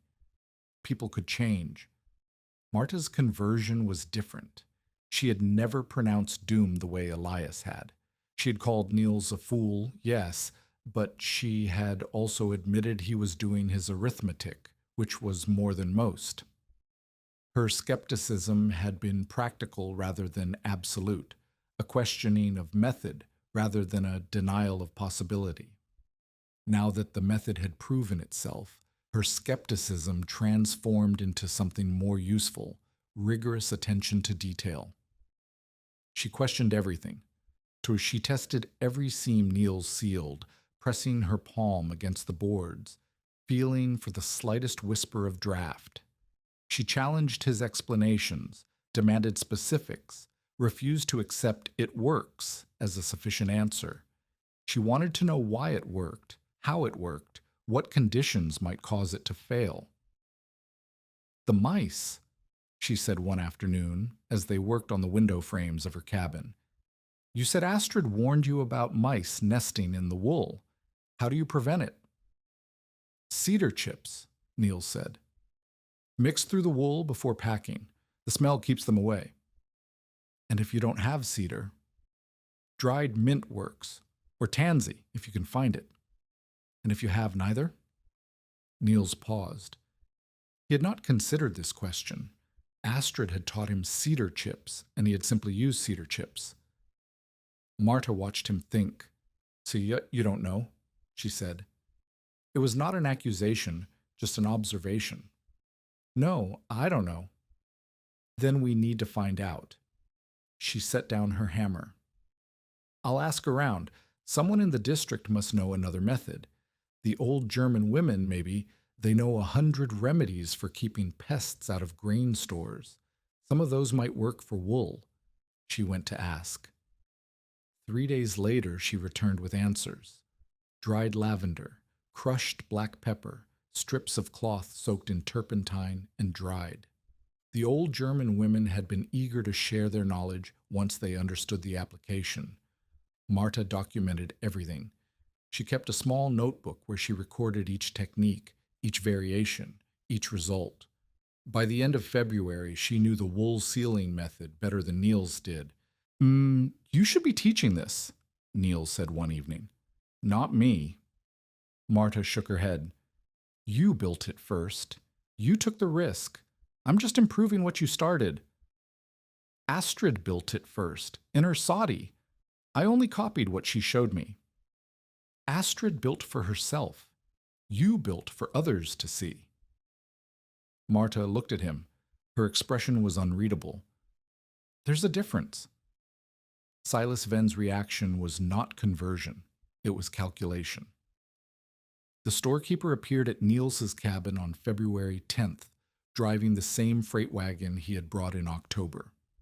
His face wore the same pleasant expression, the same almost friendly smile that did not reach his eyes. "Tveit," he said. "The sheep Norwegian. I hear you've been busy." Niels had been splitting wood. He set down his axe but did not approach the wagon. "What do you want? Ven?" "To make you an offer." Ven climbed down from the wagon seat. "A business proposition. You've developed something valuable here, this wool sealing technique. People want it. They're willing to pay for it. But right now, you're giving it away for free." "I'm helping my neighbors survive." "Noble, admirable, and completely unsustainable." Ven walked closer. "You've spent the last month teaching everyone who asks. You've used up your own wool supply, borrowed materials from Astrid and Elias, worked yourself half to death sealing other people's cabins. What have you gotten in return? A few promises of future labor, some goodwill." Niels said nothing. "Goodwill doesn't buy flour," Ven said. "Goodwill doesn't replace the sheep you lost in the blizzard. Goodwill doesn't pay for the materials you'll need to keep doing this work." He smiled. "But money does." He reached into his coat and produced a folded paper. "I've written up a proposal. You teach me the technique, all of it, every detail. I provide the materials through my store, wool, boards, nails, cedar chips. I charge for the materials at a fair markup and give you a percentage of each sale. We both profit." Niels looked at the paper. He did not take it. "You want to sell what I've been given away. I want to systematize it, make it available to everyone who needs it, not just the people lucky enough to live near you." Ven's voice was reasonable, persuasive. "Right now you can help, 20 families? 30? With proper organization, proper supply chains, proper pricing, we could help hundreds, thousands, eventually." and you would control the supply. I would ensure the supply exists. Ven tucked the paper back into his coat. Think about it. The offer stands. When you realize you can't keep giving your labor away forever, come see me. We'll work out the details. He climbed back onto his wagon and drove away. Niels stood in the cold and thought about what Ven had said. The man was not wrong, not entirely. The work was exhausting. The materials were running low. The promises of future labor were piling up faster than he could possibly collect them. But something about the offer felt wrong. Something about putting Silas Ven between the technique and the people who needed it felt like betrayal. He picked up his axe and went back to splitting wood. Astrid's recovery was slow. The walk through the blizzard had damaged something in her lungs. She coughed constantly in the first weeks, a wet rattling sound that echoed through the cabin at all hours. Her brother Thorvald recovered faster. His leg was nearly healed, and he could move around with only a crutch, but Astrid seemed to shrink with each passing day. She stayed at Niels's cabin through February. There was nowhere else for her to go. Her soddy had collapsed, and rebuilding in winter was impossible. Thorvald helped where he could, but he was still weak, still learning to walk again, still processing the loss of everything they had built. Despite her illness, Astrid continued to teach. She taught from her bed, her voice thin but steady, her knowledge flowing in a constant stream that Niels struggled to absorb. She taught him about fleece grades and fiber lengths, about the difference between spring shearing and fall shearing, about the way lanolin content varied with diet and health. She taught him about spinning and carding, about the transformation of raw wool into thread and cloth. She taught him things he might never use, simply because she had them to give, and he was willing to receive. "You're wasting your strength," Niels told her one evening. "You should rest. The teaching can wait." Astrid shook her head. The motion triggered a coughing fit that lasted nearly a minute. "The teaching cannot wait," she said when she could speak again. "I'm 56 years old. I have survived more winters than most people in this district will ever see. I know things that will die with me if I don't pass them on." She looked at him. Her eyes, despite the illness, were still sharp. "You learn fast. Faster than I expected. But you don't know everything yet. You know how to seal a cabin. You don't know how to manage a flock. You don't know how to select breeding stock or treat foot rot or predict weather by watching sheep behavior. These things took me 30 years to learn. I'm trying to give you 30 years in 30 days. Why me?" The question had been building for weeks. Why had she helped him in the first place? Why had she given him fleeces, taught him techniques, offered her knowledge freely when she owed him nothing? Astrid was silent for a long moment. When she spoke, her voice was softer than he had ever heard it. "I had a son once. He was like you, stubborn, willing to work, able to see function instead of just value." She coughed again, softer this time. "He died in the winter of '79. Fever took him. He was 23 years old." She closed her eyes. "You remind me of him. Not in face, you look nothing alike, but in the way you approach a problem, the way you refuse to accept that something is impossible just because everyone says it is." She opened her eyes. "I could not save my son, but I can save what I know, and if you carry it forward, then something of me survives." Niels sat with her until she fell asleep. Then he sat a while longer, thinking about sons and mothers, and knowledge passed from hand to hand across generations. The fire crackled, the wind moved outside, the walls held. In March, they rebuilt the soddy. It was not the same soddy. That structure was gone, collapsed into a heap of frozen earth and broken poles. But the foundation remained, and the site was good, and Astrid wanted to die in her own home if dying was what awaited her. She did not say this directly. She did not have to. Thorvald led the work. His leg had healed enough to walk without a crutch, though he still limped badly and could not do heavy lifting. Niels provided the labor, cutting new sod blocks from the thawing ground, hauling poles from the creek bottom, doing the work of 3 men because 3 men were not available. Elias helped. He came twice a week with salvaged materials and stayed to work until dark. Marta helped when she could spare time from her own claim. Even a few neighbors appeared, people who had learned the wool sealing technique and wanted to repay the knowledge with labor. The new soddy rose slowly. By mid-March, the walls were up. By late March, the roof poles were in place. By early April, the sod roof was complete and the interior was ready for habitation. Niels sealed the walls himself. He used everything Astrid had taught him. He sorted fleece by grade and packed it with proper loft. He built the lattice structure beneath the floor and sealed the roof line with boards and wool and clay. He created inspection panels that could be removed and replaced. He built the curtained corner that would concentrate heat when the worst cold came. When he finished, the soddy was better sealed than his own cabin. It would hold heat longer, lose warmth slower, survive storms that would collapse lesser structures. Astrid moved in on April 5th. She stood in the center of her new home and looked at the walls Niels had built. Her breathing was still labored, her cough still persistent, but something in her face had eased. "It's good work," she said. "Better than what I lost." "You taught me how." "I taught you the knowledge. You did the work."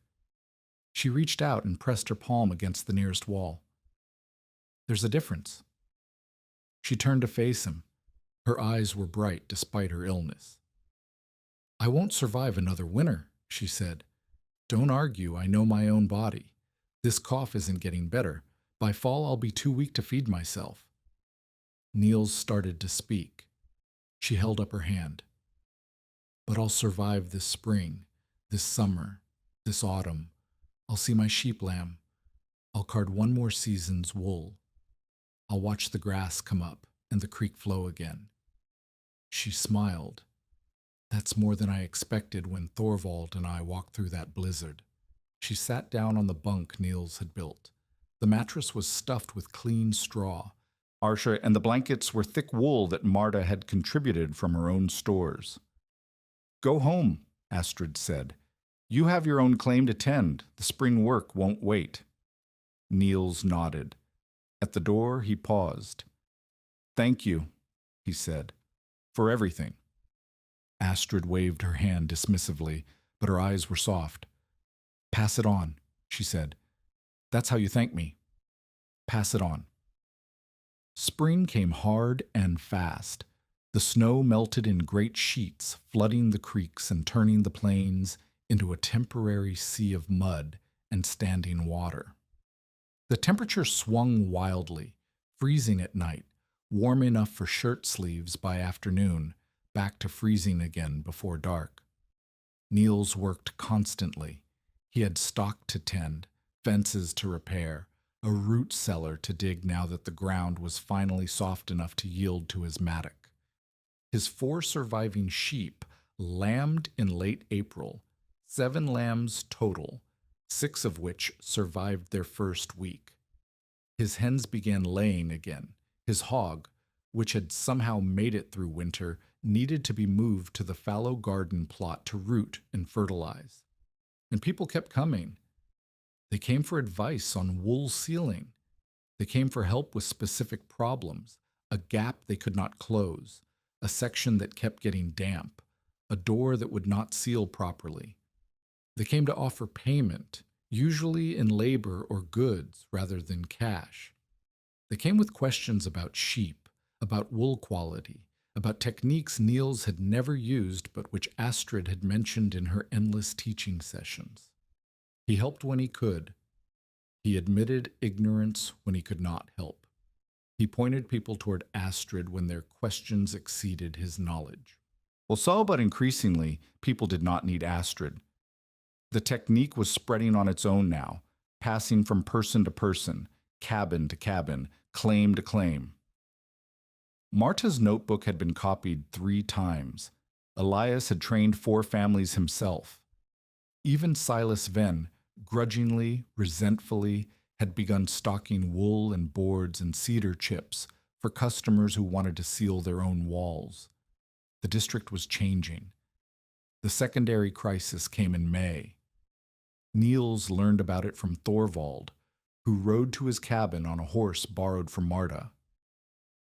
"The Hendricks baby," Thorvald said. His face was grim. "The one that almost died in the January storm. She's sick again. Lung fever. The doctor in town says she won't survive unless they can keep her warm. It's May. The weather is warm." "Not inside their cabin." Thorvald shook his head. "The Hendricks place is the worst in the district. Gaps everywhere. The temperature drops 30 degrees inside when the sun goes down. The mother has been holding the baby against her body all night, every night, trying to keep her warm enough to breathe."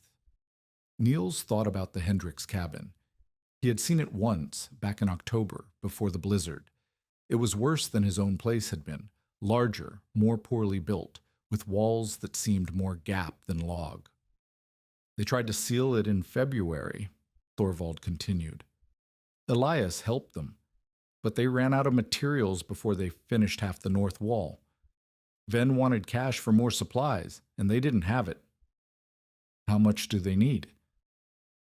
"Everything. The whole cabin needs to be sealed, or the baby will die when autumn comes." Niels calculated. He had materials left over from Astrid's soddy, boards, wool, nails. Not enough to seal an entire cabin, but enough to start. He could gather more wool from his own sheep once the spring shearing was complete. He could salvage more boards from the abandoned structures scattered across the district. "I'll go tomorrow," he said. "Tell them to expect me." Thorvald nodded.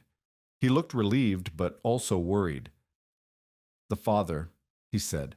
"Hendricks. He's proud. He doesn't like taking charity." "It's not charity. It's survival." Niels paused. "Tell him I need help with my hay cutting in July. Tell him he can work off the debt then." Thorvald rode away. Niels went inside to gather his tools. The Hendricks cabin was worse than he remembered. It was a board-sided structure, not log, cheaper to build but far less insulated. The gaps between boards were wide enough to see daylight through. The roof was tar paper over rough planks, already rotting in places. The single window had no glass, just an oiled paper shade that let in cold and kept out nothing. The baby lay in a cradle near the stove. She was small and thin, her breathing shallow and labored.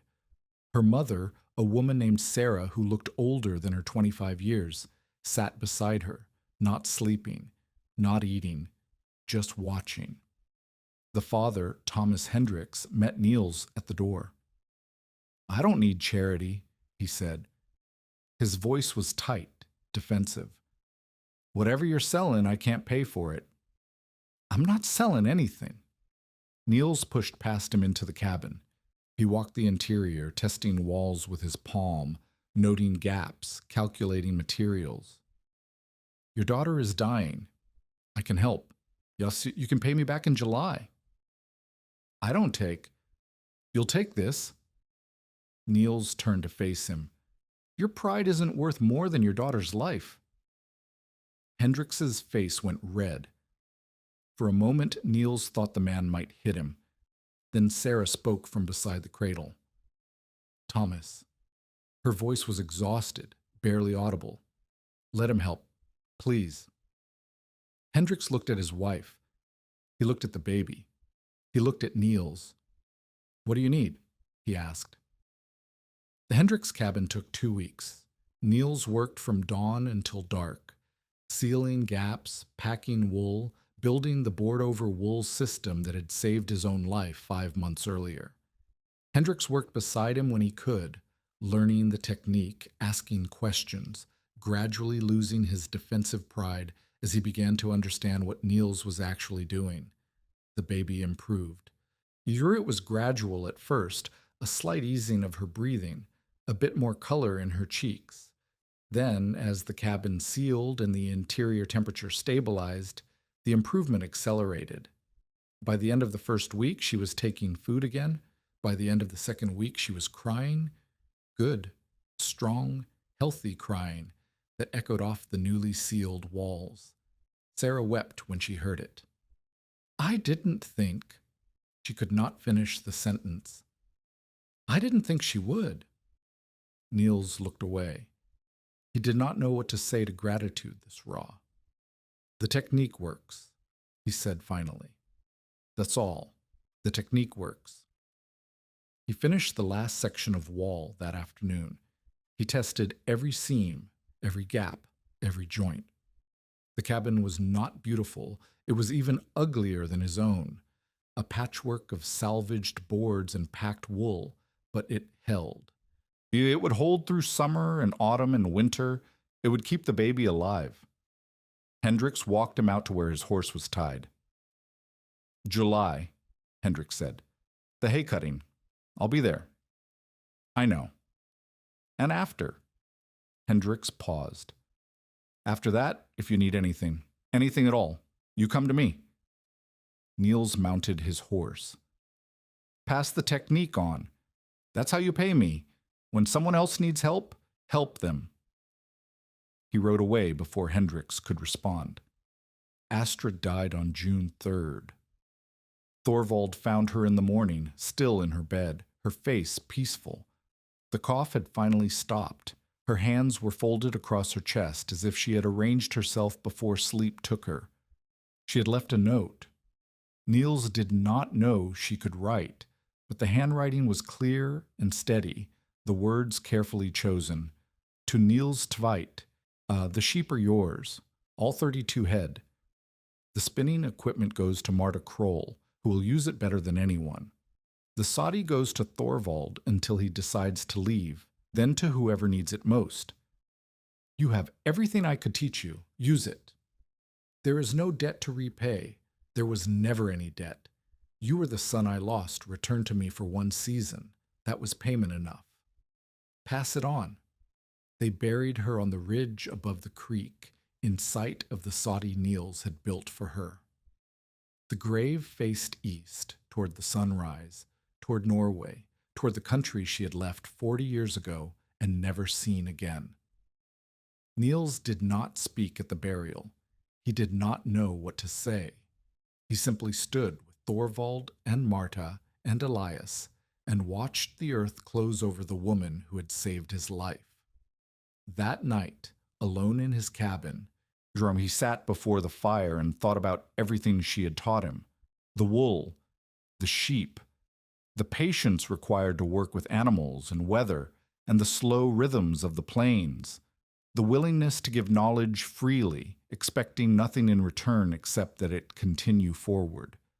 The fire burned low, the walls held. Outside the night was warm and quiet, the first true warmth of summer finally settling over the land. Pass it on. He would. The summer brought changes. Niels absorbed Astrid's flock into his own, moving the 32 sheep to a new pen he built on the high ground north of his cabin.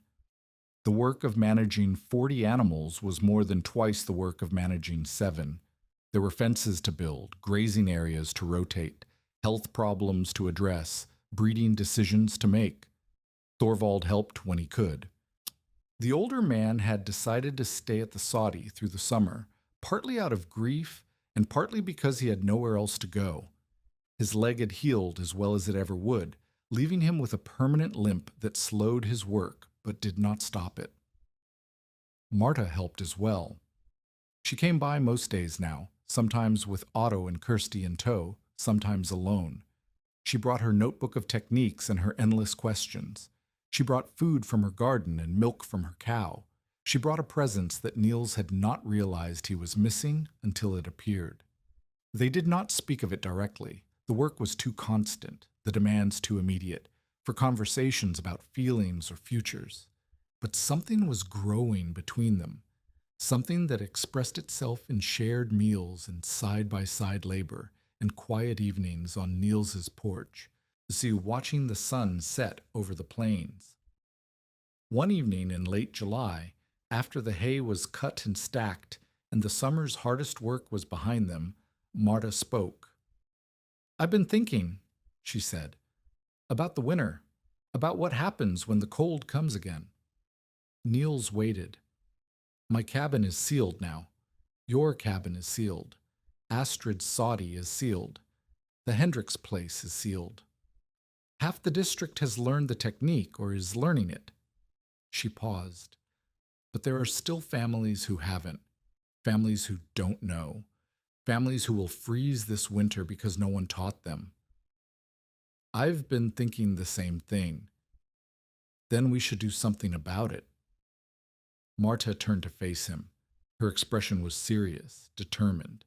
Not just helping when people ask, going out to them, finding the ones who need it and teaching them before winter comes. That would take the whole autumn. Yes, I'd need help, more than I can do alone. You have help. Marta held his gaze. You have me. You have Elias. You have Thorvald and Hendricks and everyone else you've taught. We can organize it. Split up the district. Make sure everyone is reached. Niels thought about it. He thought about the work involved, the materials required, the coordination of multiple people across dozens of claims. He thought about Peterson, frozen in his bunk in a cabin that was supposed to be properly built. "All right," he said. "We'll do it." Marta smiled. It was the first real smile he had seen from her, not the tight, controlled expression she usually wore, but something open and unguarded. "Good," she said. "We start planning tomorrow." She left shortly after, taking the children home before dark. Niels sat on his porch and watched her go. Something had shifted, something important. He was not sure yet what it meant, but he was looking forward to finding out. The autumn campaign began in September. They divided the district into sections. Elias took the northwest quadrant, where his reputation and his relationships with old settlers gave him credibility. Marta took the northeast, where her practical knowledge and her notebook of techniques made her an effective teacher. Thorvald took the southeast, working slowly because of his leg, but thoroughly because of his experience. Hendricks took a small section in the south, still repaying his debt through labor. Niels took the hardest cases, the isolated claims, the suspicious settlers. Was the people who had heard of the sheep Norwegian and dismissed him as a fool. He went to them one by one, not to argue, but to demonstrate. He brought samples of sealed walls. He brought wool and boards and tools. He offered to help for free, asking only that they pass the knowledge on. Some refused. They had their own methods, their own certainties, their own reasons for distrust. Niels did not push. He left his name and the location of his cabin and rode away. But most accepted. By the end of September, they had reached 43 families. By the end of October, 61. By the time the first snow fell in November, the campaign had touched nearly every occupied claim in the district. Not everyone had completed their sealing work. Some had only sealed partial walls, or only the worst gaps, or only the sleeping areas where bodies would spend the coldest hours. But everyone knew the technique. Everyone had seen it demonstrated. Everyone understood that survival was not just about burning hotter, but about losing less. The district had changed. Silas Ven's final confrontation came on November 15th. Niels was in town buying lamp oil when Ven appeared beside him at the counter. Tavit. The storekeeper's voice was different now, not pleasant, not friendly, but tight with something that might have been anger or fear or both. "I've been wanting to talk to you." "So talk." Ven looked around. The store was empty except for the clerk who was studiously pretending not to listen. "You've cost me money," Ven said. "A lot of money.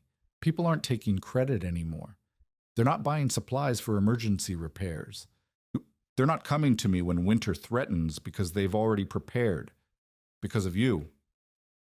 Niels counted out coins for his lamp oil. "Is that a complaint?" "It's a warning." Ven stepped closer.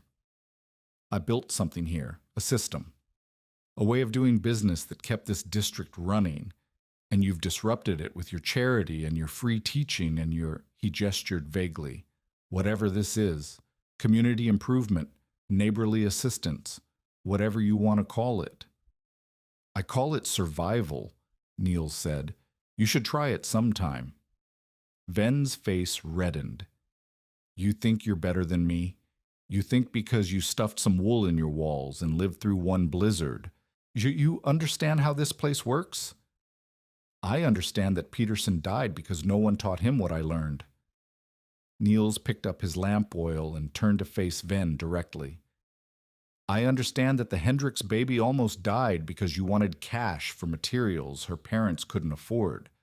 I understand that you've been profiting from people's desperation instead of helping them prepare." The clerk had stopped pretending not to listen.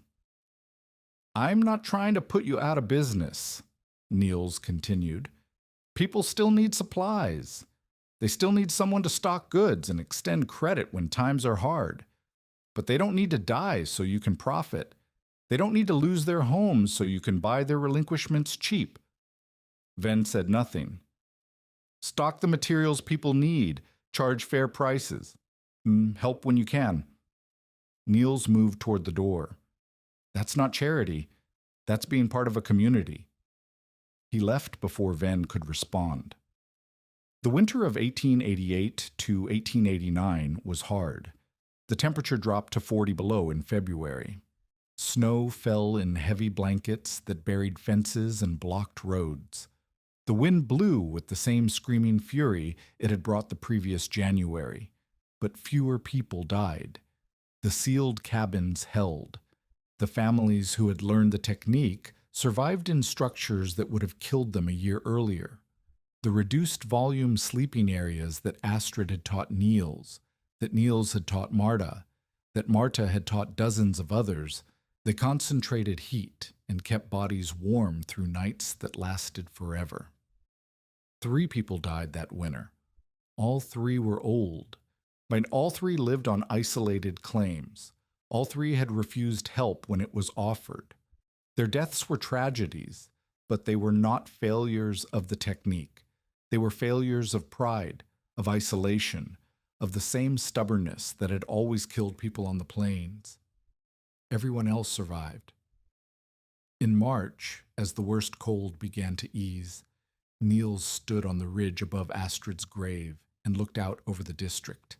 Smoke rose from chimneys scattered across the white landscape. Each column of smoke marked a family that had made it through.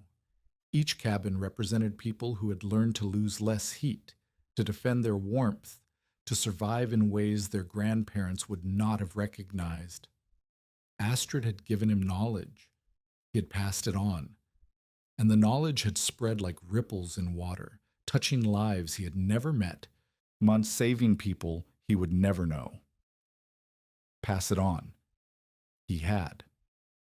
The spring of 1889 brought Silas Ven to Nils's door, not with threats this time, not with business propositions or warnings about disrupted systems. Ven came alone, on foot, having walked the 3 miles from town through mud that sucked at his boots with every step. Niels was in the sheep pen, checking on the pregnant ewes, when he saw the storekeeper approach. He did not go to meet him. He continued his work, waiting. Ven stopped at the fence and watched in silence for a long moment. "I need your help," he said finally. Niels did not look up. "What kind of help?" "The freight stop, on the Platte Road, the one where I shelter when I'm hauling goods from the rail depot." Ven's voice was flat, stripped of its usual pleasant calculation. Geez, the roof is failing. The walls are gaps more than wood. I've been patching it for 3 years, and it's not holding anymore. So rebuild it. I don't know how. The admission seemed to cost him something. I know how to stock goods and extend credit and buy relinquishments cheap. I don't know how to seal a building so it survives a blizzard. Niels straightened and looked at him. Ven's face was drawn, the pleasant mask finally cracked. In January, Ven said, during the second cold snap, I got caught at that freight stop overnight. The temperature dropped to 32 below. The wind came through those walls like they weren't even there. He paused. I survived because the man who runs the stop, Johansson, had copied your technique. He'd sealed the sleeping quarters with wool and boards. I spent the night in a space 8 feet by 6, huddled with 3 other travelers, while the rest of the building froze solid. Niels waited. I would have died. Ven's voice was quiet now. Without your technique, without the thing I called foolishness, I would have frozen to death in a building I've owned for 5 years. He looked at Niels directly. I was wrong, he said. About all of it. About you. About the wool. About what matters out here. The words hung in the cold morning air. The freight stop, Niels said. You want me to seal it? I want you to teach me how. I'll pay for materials. I'll pay for your time. Whatever you ask. Niels considered. He thought about Peterson, dead in a properly built cabin. He thought about the Hendricks baby, nearly dead because Ven wanted cash. Or he thought about all the ways this man had profited from fear and desperation. And he thought about Astrid's voice. Pass it on. No payment, Niels said, but you'll learn the technique properly. And when someone else needs help, someone who can't pay, someone who's desperate, you'll help them. No charge, no credit, no profit. Ven was silent for a long moment. That's not how I do business. That's how you'll do this. Niels turned back to his sheep. Take it or leave it. Ven stood at the fence for nearly a minute. Then he nodded slowly. I'll take it, he said. They sealed the freight stop in April. It was a larger structure than any Niels had worked on before, 30 feet by 20, with 2 sleeping rooms and a main hall where travelers waited out bad weather. The walls were board construction, similar to the Hendricks cabin, but more extensive, with gaps that let daylight stripe the floor in a dozen places. Ven worked beside him every day. The storekeeper's hands, soft from years of ledger work and counter transactions, blistered and cracked. His back ached from lifting boards. His shoulders burned from hours of overhead work on the ceiling gaps. But he did not complain, and he learned. By the end of the second week, Ven could seal a wall section on his own, testing for drafts, packing wool with proper loft, fitting boards to hold everything in place. By the end of the third week, he was teaching Johansson the techniques, explaining the principles, demonstrating the methods. You're better at the teaching than I expected, Niels said one evening as they sat outside the freight stop and watched the sun set. Ven shrugged. I've been explaining things to customers for 20 years, credit terms, payment schedules, why this tool is worth more than that one. He looked at his blistered hands. This is just a different kind of merchandise. It's not merchandise. I know. Ven's voice was quiet. I'm starting to understand that. They finished the freight stop on April 28th. Johansson threw a small celebration, salt pork and biscuits, and a bottle of whiskey he had been saving for a special occasion. Ven drank sparingly and left early, but before he went, he stopped beside Niels. The store, he said. I'm going to stock more materials, wool, boards, nails, cedar chips. He paused. At cost, no markup. For anyone who's sealing a cabin. Niels looked at him. It's not charity, Ven said. It's, he struggled for the word, investment. Or in the district. And people who might actually survive to buy things from me next year. It was not a perfect conversion. Ven was still calculating profit, still thinking in terms of transactions and returns. But something had shifted. Something important. That's a start, Niels said. Ven nodded. He walked away into the gathering dusk. The summer brought the operation to full scale. Niels's flock had grown to 53 sheep, the original survivors plus Astrid's inheritance plus new animals purchased with money from spring wool sales. He had built a proper barn, finally, using techniques learned from a carpenter who had passed through the district. He had dug a well that actually held water. He had expanded the cabin, adding a second room that would serve as a workroom and teaching space. People came to learn, and they came from the district and beyond, from claims 30 miles away, from towns Niels had never visited, from places where word of the sheep Norwegian had spread through the mysterious channels of frontier communication. They came singly and in groups. They came with notebooks and questions and the desperate hope of people who had already lost someone to cold. Niels taught them all. He taught the wool sealing technique, demonstrating each step, explaining each principle, making them practice until their hands knew the work without conscious thought. He taught sheep husbandry, the breeding strategies, the health management, the seasonal rhythms that Astrid had poured into him during her final months. He taught the philosophy behind the practice, that survival was not about fighting harder, but about losing less. That preparation was worth more than desperation. That knowledge freely shared multiplied in value rather than diminishing. Marta worked beside him. She had become his partner in everything but name, managing the teaching schedules, maintaining the technique records, handling the correspondence that arrived by post from people too far away to visit. She had sold her own claim in June, moving herself and the children into the second room of Niels's expanded cabin. The arrangement was practical, she said, more efficient. No point in maintaining two properties when they spent most of their time together anyway. It was practical. It was also something more. One evening in August, after the day's students had departed and the children were asleep, Marta sat with Niels on the porch and watched the stars emerge. "We should marry," she said. Niels looked at her. Her face was calm, matter of fact, the same expression she wore when discussing wool grades or teaching schedules. "Is that a proposal?" "It's a statement of fact." She turned to meet his eyes. "We're already partners.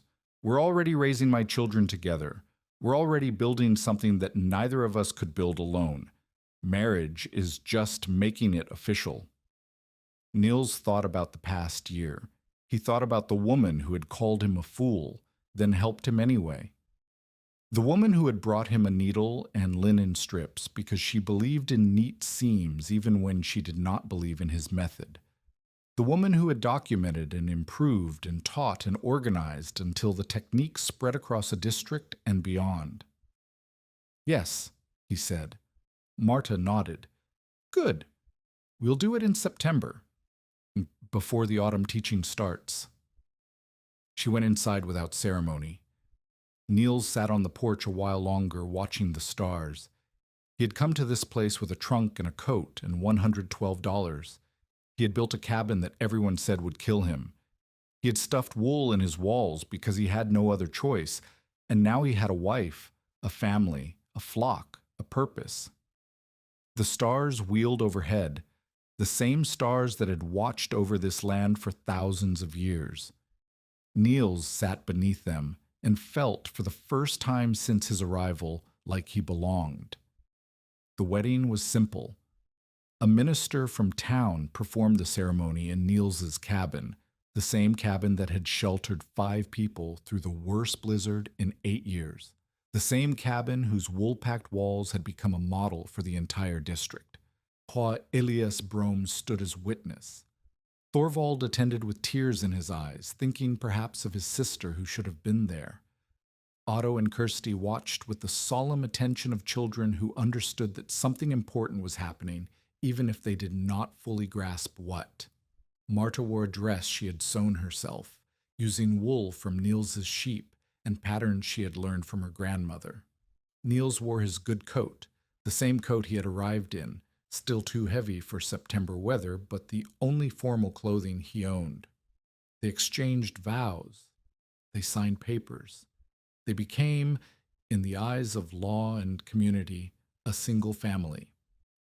That evening, after the guests had departed and the children were in bed, Marta stood in the main room of the cabin and looked at the walls Niels had built. "I remember the first time I saw this," she said. "The fleece spread across the floor, the salvaged boards stacked in the corner, you on your knees packing wool into gaps like a madman. You called me a fool. You were a fool," she smiled. "You were also right. I didn't understand how both things could be true at the same time." She walked to the north wall and pressed her palm against the boards, the same gesture Niels had seen her make a dozen times, testing for drafts, checking the seal. "Nothing moves," she said. "After 2 years, after blizzards and thaws and all the settling that buildings do, the seal still holds. The wool compresses a little. I've added more in some spots. But the principle works. The method works." She turned to face him. "We've taught it to 200 people now, maybe more. And they've taught others. By next winter, there might be 1,000 cabins sealed this way." Astrid would have liked that. Astrid would have criticized our record keeping and demanded we track the numbers more precisely. Marta's smile softened. But yes, she would have liked it.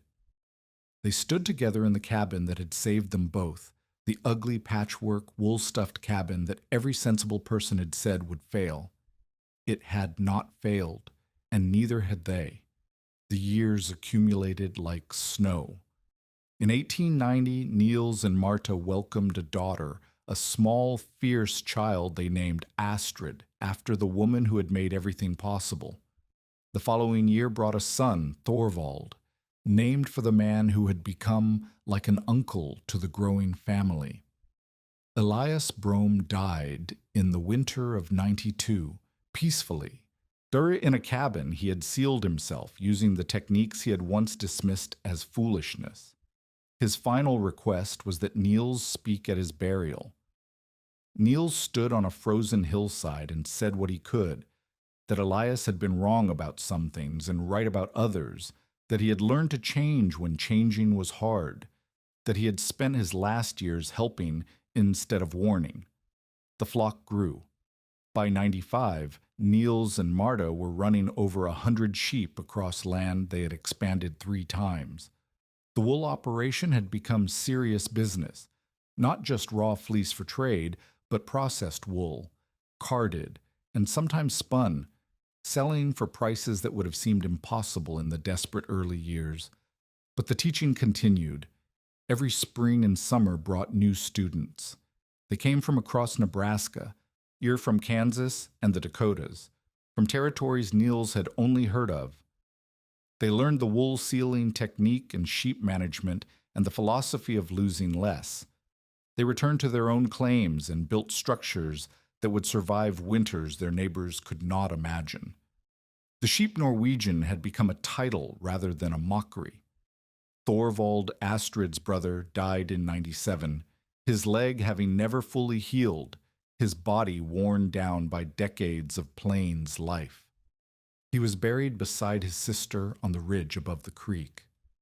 Niels maintained both graves carefully, clearing snow in winter, planting flowers in spring, keeping the ground tended as a small token of an unpayable debt.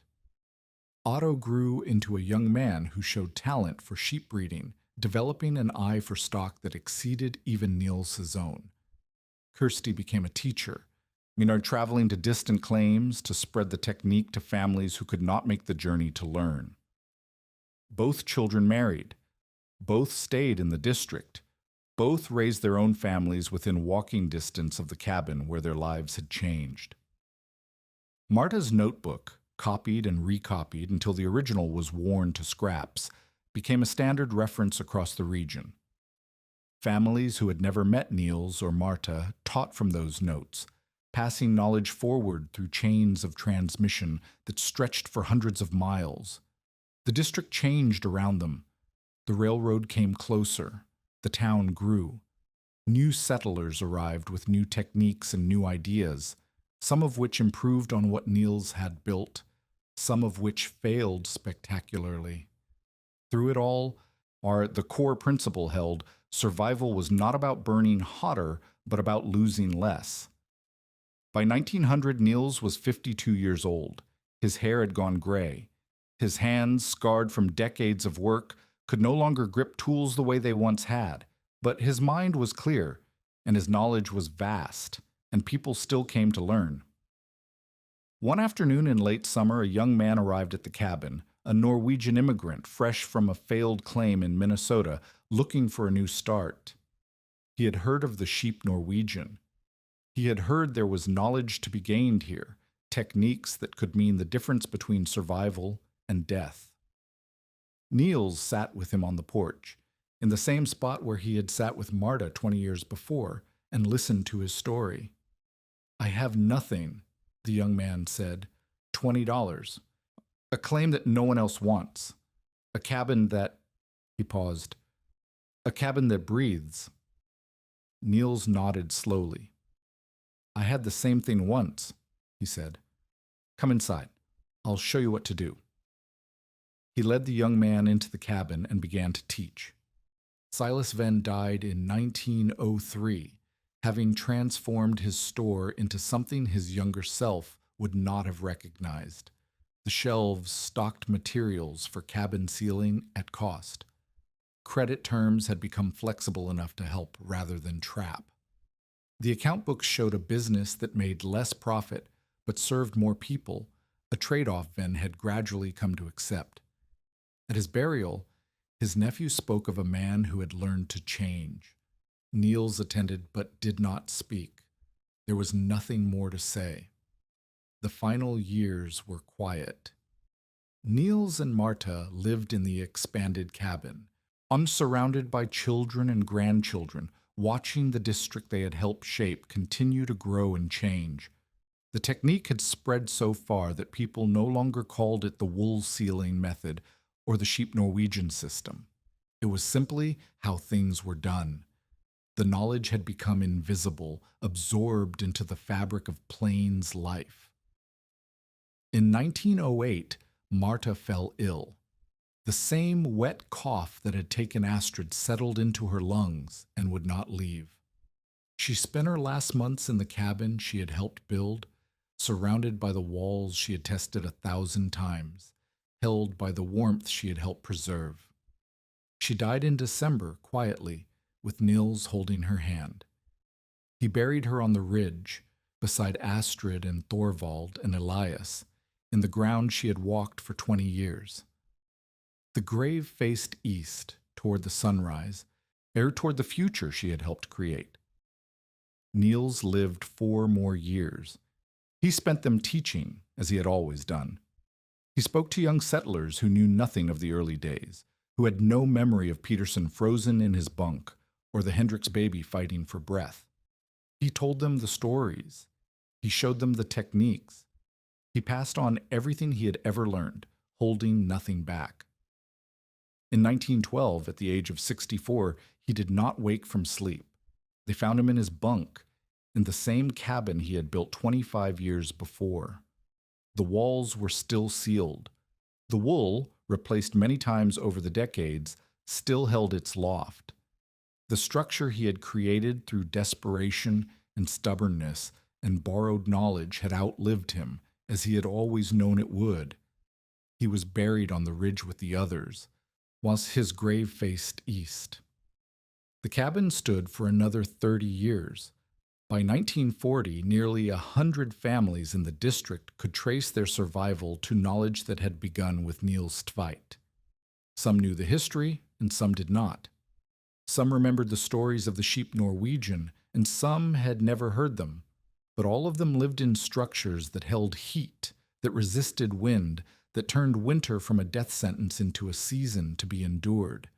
The cabin itself, abandoned after Niels's death and never occupied again, finally collapsed in 1943.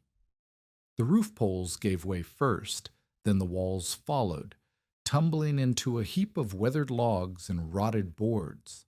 Among the debris, buried under decades of accumulated dust, fragments of old wool could still be found, dirty, flattened, ugly. Yeah, but still holding the shape of the cavities they had filled.